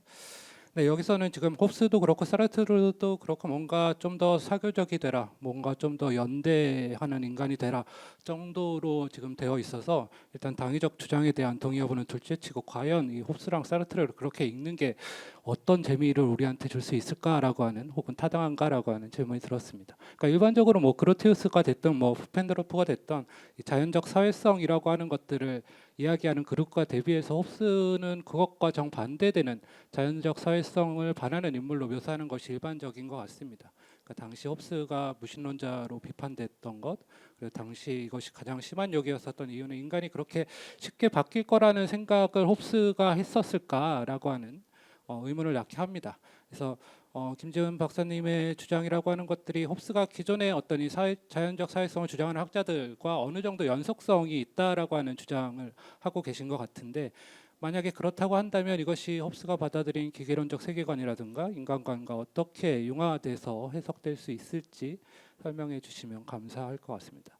아마도 이것들은 전에 발표하신 논문에서 어떤 인간이라고 하는 것들이 어떤 이 정책, 이 감정이라고 하는 것들이 항상 변화한다. 욕구라고 하는 것들도 어떤 이 동일한 욕구를 가지는 것이 아니라 인간의 체질이 변하듯이 이 욕구와 혐오라고 하는 것들도 변화한다라고 하는 인간이 고정적인 존재가 아니라고 하는 발상 속에서 해석 속에서 이 이야기를 하신 것 같습니다. 그리고 김지현 선생님 연구가 홉스 정치 철학을 이 리바이어던 이권을 포함한 이 홉스 신학 논의를 바탕으로 해서 다시 읽기를 시도하는 관점이라고 한다면 이러한 것들이 홉스에게서 나타나는 일반적으로 해석되는 이 반사회성이라고 하는 문제라고 하는 것들을 이 신학적인 논의 혹은 뭐 시간성의 논의와 같이 읽을 때 어떻게 새롭게 지금 주장하고 있는가라고 하는 것들에 대한 질문인 것 같습니다. 두 번째는 그럼에도 불구하고 홉스를 뭔가 이 사회적인 인간으로서 그리고 타인과의 협력을 강조하는 인간으로서 읽어내는 것들은 뭐 가능할 것 같습니다. 그리고 이게 김재훈 선생님의 논문의 문제의식이 전체적으로 이전의 논문들도 그래 왔었던 것 같고요. 그러니까 홉스가 우리가 생각하는 것처럼 그렇게 무자비한 놈만은 아니다라고 하는 것이겠죠. 그렇다면 교육을 통해서 인간의 덕성이라고 하는 것 혹은 인간의 사회성이라고 하는 것이 늘어날 수 있다라고 하는 부분들에 대해서 홉스가 얼마나 적극적으로 이야기하고 있는가라고 하는 부분일 것 같습니다. 뭐 이것도 전에 논문들에서 또 지적을 하신 바 있는 부분일 텐데요. 그러니까 홉스에게서의 상상이라고 하는 문제라고 하는 것들이 중요하고 이 그릇된 상상에서 어떻게 벗어날 것인가라고 하는 것들이 홉스에게 중요한 부분이었고, 이를 어떤 시민교육이라고 하는 방식으로서 홉스가 뭐 직접적으로 언급하지는 않았지만 뭐 생각하고 있었다라고 하는 부분일 것 같습니다.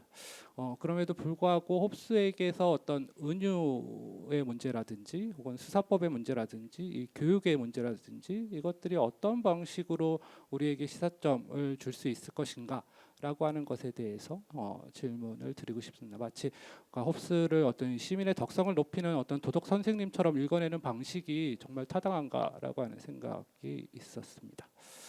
세 번째로는 마지막으로 저는 도상학이라든지 바디폴리틱 뭐 이런 것들에 관심을 두고 연구하는 사람인데요. 그러니까 홉스의 리바이어던이라고 하는 것들이 남북한 사람들이 모두가 어떤 하나의 이 리바이어던의 몸통을 구성할 수 있는가 아니면 왜 없는가라고 하는 질문입니다.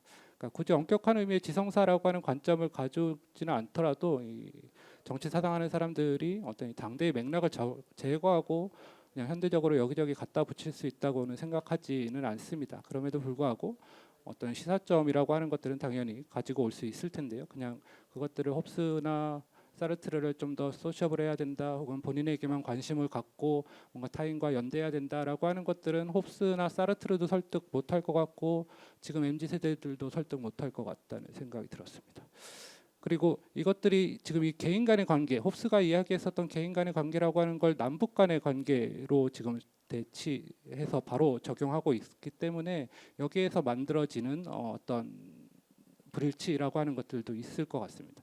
그래서 오늘 발표에서 강조했었던 것처럼 뭔가 어떤 분열되지 않고 이 통일된 상태라고 하는 것들을 어떻게 만들 수 있을 것인가라고 하는 것들을 홉스에서 혹은 사르트르에서 가지고 온다라고 한다면, 그러니까 홉스가 이야기했었던 이 리바이어던의 몸뚱이를 어떻게 우리는 만들 수 있을 것인가, 그리고 그때 어떤 일종의 광학용 장치라고 하는 것들은 어떻게 구성될 수 있는가, 혹은 이 정치적 대표라고 하는 것들이 어떤 방식으로 구성될 수 있는 것일까라고 하는 것들이 오히려 홉스에게서 이 통일 문제, 통일 담론의 시사점을 가지고 오는 데 있어서 볼 수 있는 부분들이 아닐까. 그러니까 남북의 문제라기보다는 남북 인민들이 왜 하나의 몸뚱이로서 작동하지, 혹은 그것들을 구성하려고 하는 욕망들을 못 만들어내는가라고 하는 것들이 조금 더 생산적인 논의를 만들어낼 수 있지 않을까라는 생각이었습니다. 감사합니다. 예, 세 분 토론 감사히 잘 들었습니다. 그 시간이 그렇게 많지 않아서 이 발표자들 답변 듣긴 전에 먼저 그 플로어에서의 질문을 먼저 받고 그 다음에 발표자들께서 한 번씩 그 답변하는 것으로 하겠습니다. 예, 말씀하십시오. 예. 네, 이 패널에 들어온 이유는 내 이름 곽태환입니다. 전 통일연구원장이었고, 그래서 상당한 관심을 갖고 들어왔는데, 들어오니까 우리 유재가 교수도 있고 저기 하영철 교수님도 보이시네. 아주 대단히 한 10년 만에 만나는 것 같아서 좋았고. 근데 지금 여러분들 내가 들으면서 페이퍼를 읽지 못했기 때문에 이게 수박 그달 개씩 평가밖에 안 될 겁니다. 들으면서 이 젊은 우리 국제정치 학도들이 열심히 이상적 접근으로 한반도 통일을 보고 있는 것에 대해서 약간 저는 불만이에요. 어떤 평자는 현실주의적 접근이 필요하다고 강조도 한 것도 있지만, 지금 우리 한반도 문제 해법 모색에 있어서는 이 이상주의적 접근으로서는 뭐 자유민주주의 접근도 이상주의 접근 가운데 하는데, 지금 뭐 홉스가 어떻고 그런 정치 사상을 바탕으로 해서 현실 문제를 풀어갈 수 있는가에 대한 나의 그 펀더멘털 퀘션입니다.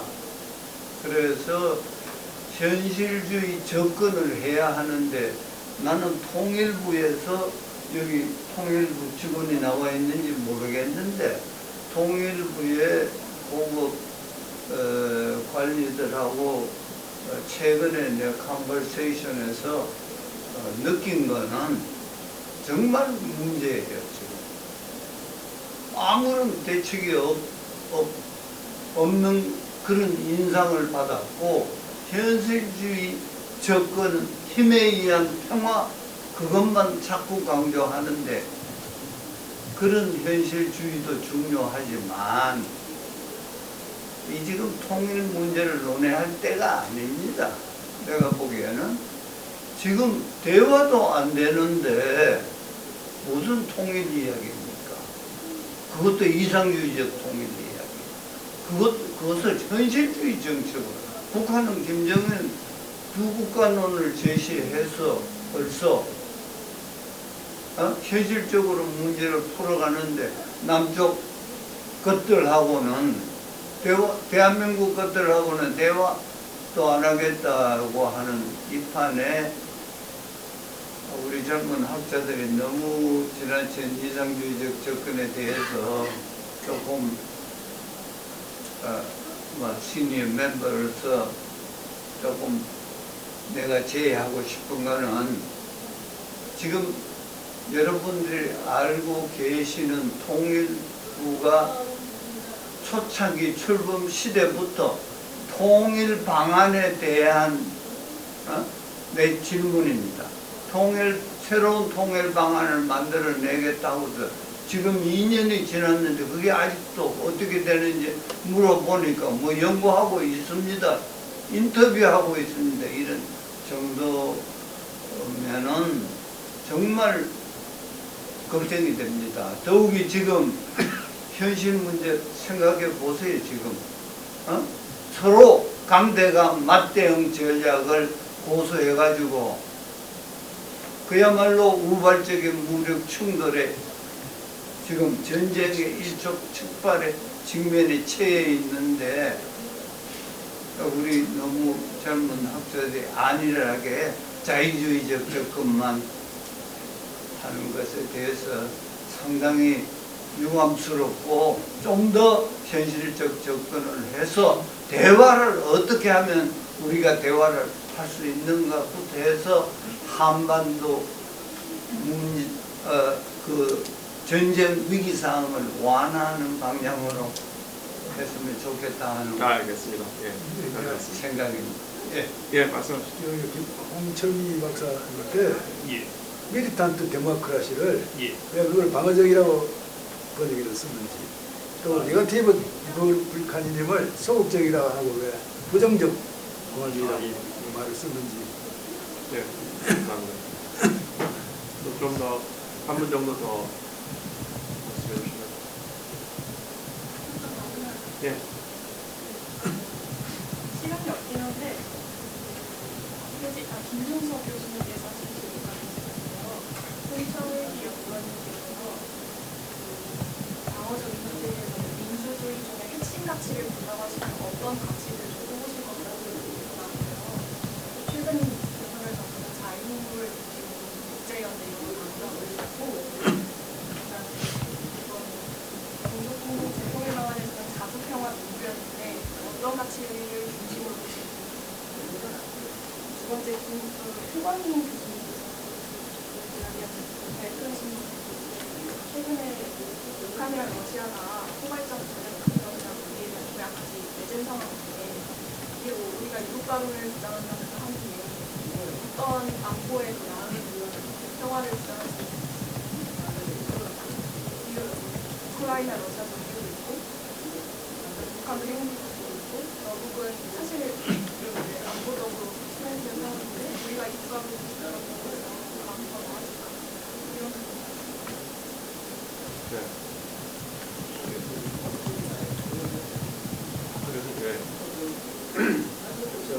잘 들었고요. 그냥 아주 간단한 질문 하나 홉스 사이즈 노래가 상상 것에 나왔는데 현재 한국 국내 자유주의는 어떻게 평가하고 있는지 누구한테 답변을? Why? Anybody? Maybe Kim 네, 뭐 시간이 거의 많이 지나가서 그냥 세 분이 그 답변을 해주시는 걸로 지금 뭐 그 토론 포함해서 토론자가 지적하신 사항 포함해서 세 분이 그 차례로 2, 3분 안에 답변해 주시는 걸로 하시도록 하겠습니다. 김지훈 교수부터 거꾸로 들어볼까요? 네. 김태진 선생님 코멘트 감사합니다. 그 앞에 두 가지는 제가 계속 안고 가야 될 문제인 것 같고 마지막은 현재 페이퍼에서 드러난 문제점을 잘 말씀해 주신 것 같습니다. 마지막에 말씀하신 사상가들의 지적 맥락을 생략하고 현실 문제를 논하는 것이 정당한가 이 부분은 저도 항상 조심하려고 하고 또 이번에 쓰면서도 첫 제목을 이제 왕당파와 의회파로 적어둔 것처럼 좀 맥락을 좀 더 활용하는 방향으로 생각을 했었는데요.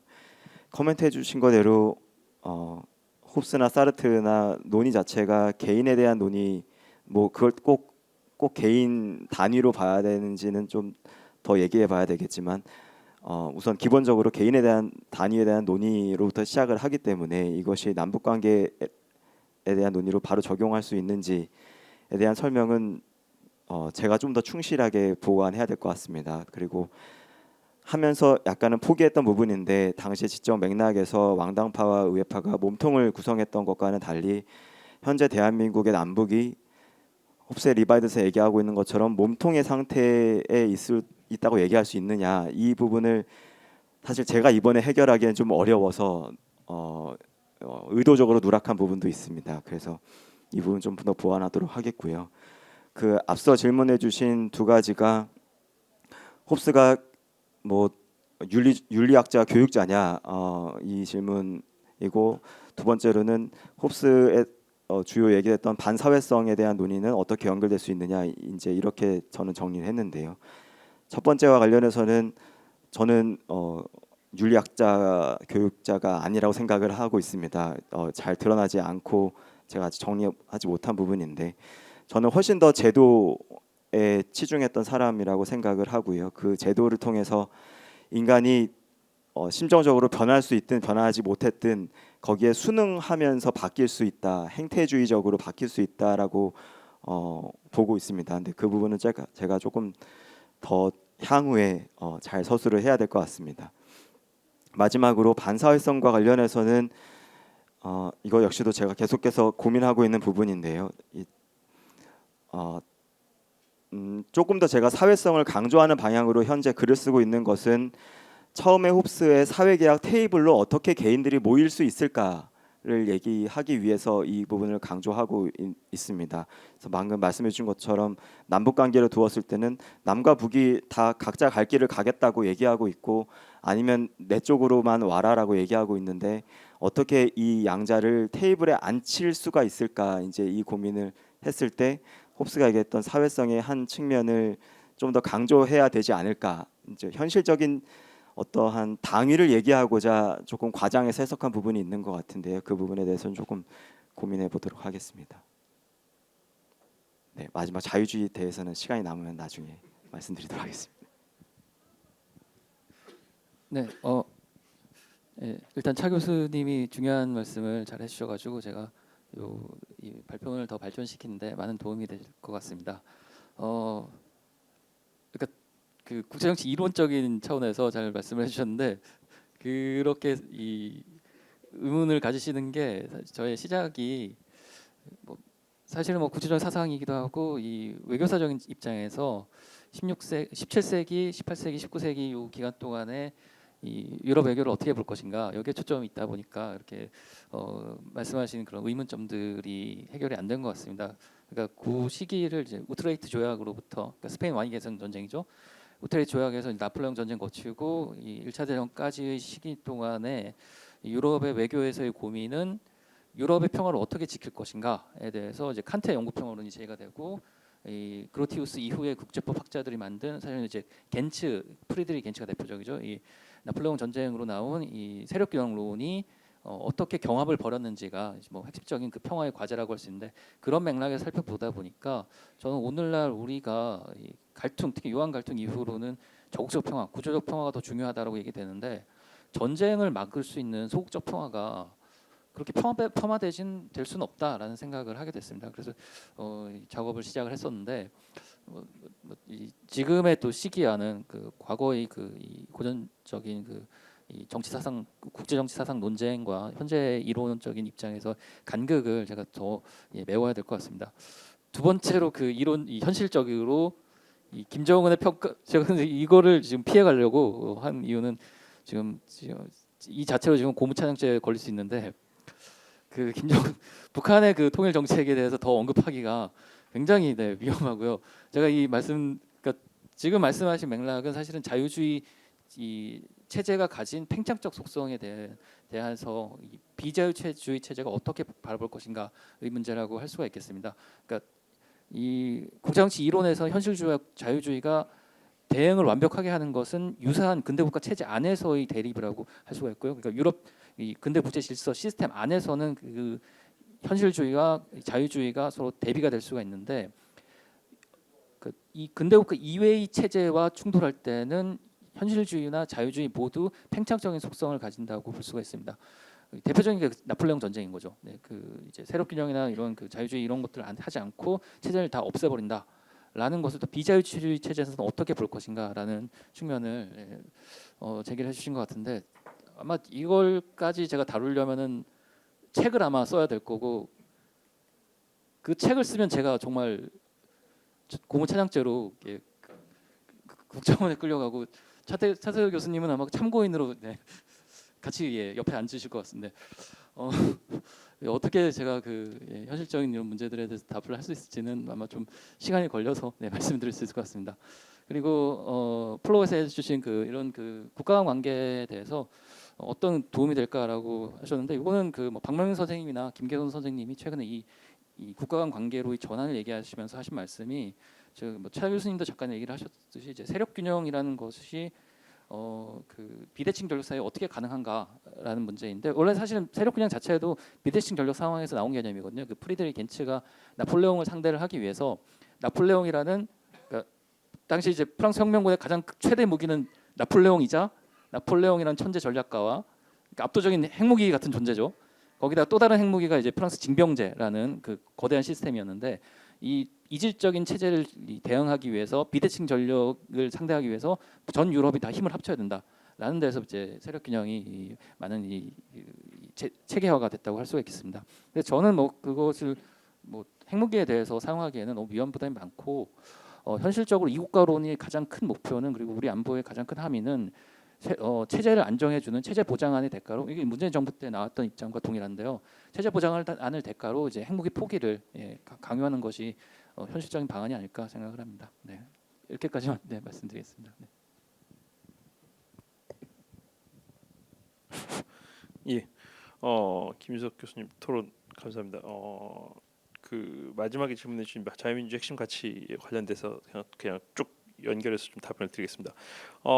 사실 이제 이 연구 목적 자체가 앞에서 설명을 드렸지만 사실은 자유민주 기본질서라는 게 선언적으로 뭐 헌법 전문에 들어가 있고 그다음에 통일 조항에 들어가 있지만 선언적으로 들어간 것에 비해서 사실 그 구체적인 쟁점들에 대해서 논의가 좀 부족하지 않는가라는 생각을 제가 했고 그런 면에서 사실은 방어적 민주주의가 사실 자유민주적 기본질서라는 개념의 원래 취지에서 사실 굉장히 중요한 한 축이기 때문에 이 개념을 가져와서 일단 논의를 해서 좀 더 쟁점들을 좀 드러내자라는 게 사실 저희 목적이었습니다. 그래서 이걸로 제 답을 좀 사실 저도 지금 김수석 교수님께서 제기하셨던 질문들에 대해서 사실 저도 궁금합니다. 그래가지고 근데 어쨌든 어떤 질문을 던져야 되느냐가 좀 중요하다고 봤기 때문에 일단 이 단계에서는 그래서 그 관련해서 그런 질문을 던지는 것. 그다음에 또 한편으로는 만일에 이런 질문들을 던졌고 거기에 대한 답을 채워내려는 앞으로의 그 과정이 없으면 사실은 이게 굉장히 자유민주적 기본질서라는 게 단순히 그냥 목적론적인 개념을 끝날 수가 있기 때문에 이 비어 있는 선언적인 이 개념과 그다음에 이 현실 사회 좀 간극을 좀 어떻게든 좀 중간에 각을 좀 놔야겠다는 생각을 좀 했고요. 그래서 그러다 보니까 제가 지금 든 생각 중 하나는 그래서 사실 자유민주적 기본질서라는 게 정말로 헌법상 어떤 연구조항 같은 거라 이게 맞다면 우리가 한번 거기에서 헌법을 진짜 독일이나 이탈리아처럼 이 내용을 못 바꾼다라는 종류의 헌법 개정을 하기 위한 논의를 좀 해보는 게 어떻겠는가. 그리고 그게 말씀하신 것처럼 일종의 이 개념의 의미에 대한 사회적 합의와 관련된 어떤 게 될 것 같습니다. 근데 사실 물론 뭐 독일 헌법재판소도 그렇고 한국 헌법재판소도 그렇고 자유민주적 기본질서의 내용에 대한 판결 내용은 당연히 있습니다. 그러니까 결정한 내용이 있고 거기엔 대부분 뭐 흔히 우리가 자유민주주의 생각하면 알 수 있는 뭐 다당제, 그다음에 뭐 개인의 기본권, 그리고 권력 분립, 그다음에 자유로운 뭐 정치에서의 자유로운 경쟁 이런 것들이 다 포함되어 있습니다. 물론 이제 다만 한국에서는 거의 플러스 시장 경제 질서 이런 것들이 포함되어 있는데 거기에 또한 또 단서 조항으로는 사실은 굉장히 좋은 개념인데 좋은 말이 다 들어가 있습니다. 그래서 사실 국가가 일정 정도 그 개인들 간의 불평등을 완화하기 위해서 개입하는 독일식으로 말하면 사회국가 또 사실은 동시에 시장 경제하고 모두 동시에 사실 인정하고 있기 때문에 이런 것들이 사실 우리가 알고 있는 교과서적으로 알고 있는 자유민주주의 대부분의 내용들이 들어가 있어서 근데 말씀하신 것처럼 제가 이걸 좀 요 내용을 소개하는 걸 조금 내용을 좀 빠뜨렸습니다. 왜냐하면 쓰다 보니까 맥락적으로는 근데 그런 교과서적인 아주 일반적인 내용들이 들어가 있지만 실제 이 조항들이 도입될 때의 취지는 사실은 집행부 혹은 행정부가 주도권을 갖느냐, 뭐 사법부가 통제권을 갖느냐 이런 종류의 사실은 또 그 뭐랄까 권력 분립과 관련된 상이한 어떤 의도들이 있었기 때문에 그걸 강조하다 보니까 그 부분이 좀 빠졌던 것 같습니다. 그래서 그거는 좀 말씀하신 것 좀 보충해야 될 것 같고, 그 다음에 그 질문 선생님 질문하셨던 것처럼 사실은 저는 뭐 밀턴 디마커스 방어적 민주주의라고 하고 이건 이게 통상적인 번역이 그래서 그냥 번역을 했고요. 근데 밀턴 말씀하셨던 것처럼 제가 사실 발표할 때도 말씀드렸지만 원어에서도 이게 사실 계속 논쟁 중입니다. 이게 적극적으로 공세한다는 건지 방어한다는 건지가 좀 모호하고, 그다음에 네거티브 리퍼블리커니즘 같은 경우에는 사실 이게 소극적이나 부정적으로 번역한 이유는 특히 과거의 파시즘 체제나 권위주의 체제가를 완전히 부정한, 그러니까 공화주의가 뭔지는 정의하지 않고 그게 아닌 것으로 정의하다 보니까 이제 부정적으로 했습니다. 그리고 확대 원장님 말씀하셨던 그 문제에 관해서는 계속 앞으로 좀 고민을 좀 해보도록 하겠습니다. 감사합니다. 예, 감사합니다. 저희 그 패널의 주제인 그 통일 한국 그리고 그것의 국가 이념적 토대가 된다고 하는 자유주의 문제는 사실은 대단히 중요하고 또 어려운 문제인 것 같습니다. 그래서 뭐 그 단시일에 이 문제에 대한 해답을 우리가 찾아낸다는 건 대단히 뭐 거의 불가능한 것이라고 볼 수 있을 텐데, 뭐 그럼에도 불구하고 뭐 통일 한국에 대한 지향성에 대해서는 누구도 부인할 수 없는 것이지만 이런 당위의 차원이 아니라 그걸 현실의 차원으로 끌어내려서 좀 생각을 해보면 사실은 다양한 행위자들이 다양한 이해관계를 갖고 다양한 사고 틀 안에서 이 논의가 전개되기 때문에 대단히 복잡하고 어려운 문제인 것 같습니다. 아주 짧게 크게만 구분해 보면 국내적으로 우리 구성원들, 우리 국민들이 어떤 목표를 가져야 될지에 대한 설득이 필요할 것 같고, 카운터파트인 북한에 대한 설득도 필요할 테고요. 또 우리 주변국 국제관계에서 우리를 쳐다보고 있는 국가들 상대로 해서 우리가 지향하고 있는 그 미래 통일 한국이 어떤 국가인지에 대해서도 역시 마찬가지로 설득을 해야 될 것 같습니다. 근데 이런 설득은 사실은 우리가 뭔가 합의에 기반해야 될 텐데, 지금 현재 우리의 상태로 보면은 아까 말씀드린 것처럼 대단히 다양한 그 이해관계와 또 입장이 있기 때문에 거의 그 우리가 원하는 것이 무엇인지를 밝히기도 어려운, 무엇을 설득해야 될지도 모르는 그런 상태에 놓여 있는 것이 아닌가 하는 생각이 듭니다. 그런 점을 좀 감안했을 때 정치 이론이나 정치 사상을 공부하는 사람들이 그래도 좀 기여할 바가 있다면 자유주의의 이념적 토대가 무엇인지에 대한 그 논의의 장을 한번 열어봐야 될 필요가 있지 않는가. 누구도 부인할 수 없는 어떤 자유주의의 이념이라고 하는 것이 우리의 목표라고 한다면 이것이 단지 이데올로기 차원이 아니라 실질적으로 그 자유주의의 본질의 내용들이 어떤 식으로 채워질 수 있을지에 대한 논의의 장을 좀 열어야 되지 않을까 하는 그런 차원에서 저희 패널이 구성되었다라고 이해를 해주시면 감사할 것 같습니다. 예, 말씀드린 대로 대단히 어려운 주제였지만 세 분 이 발표를 통해서 오늘 그래도 자유주의적인 이념틀과 또 미래 통일 한국의 어떤 국가 이념으로서 토대가 무엇이 되어야 될지에 대한 고민과 사고를 해볼 수 있는 그런 계기가 되었던 것 같습니다. 세 분 발표 그리고 세 분 토론 또 장시간 플로어에서 경청해 주신 여러 선생님들 모두 다 감사드립니다. 예, 이상으로 마치겠습니다.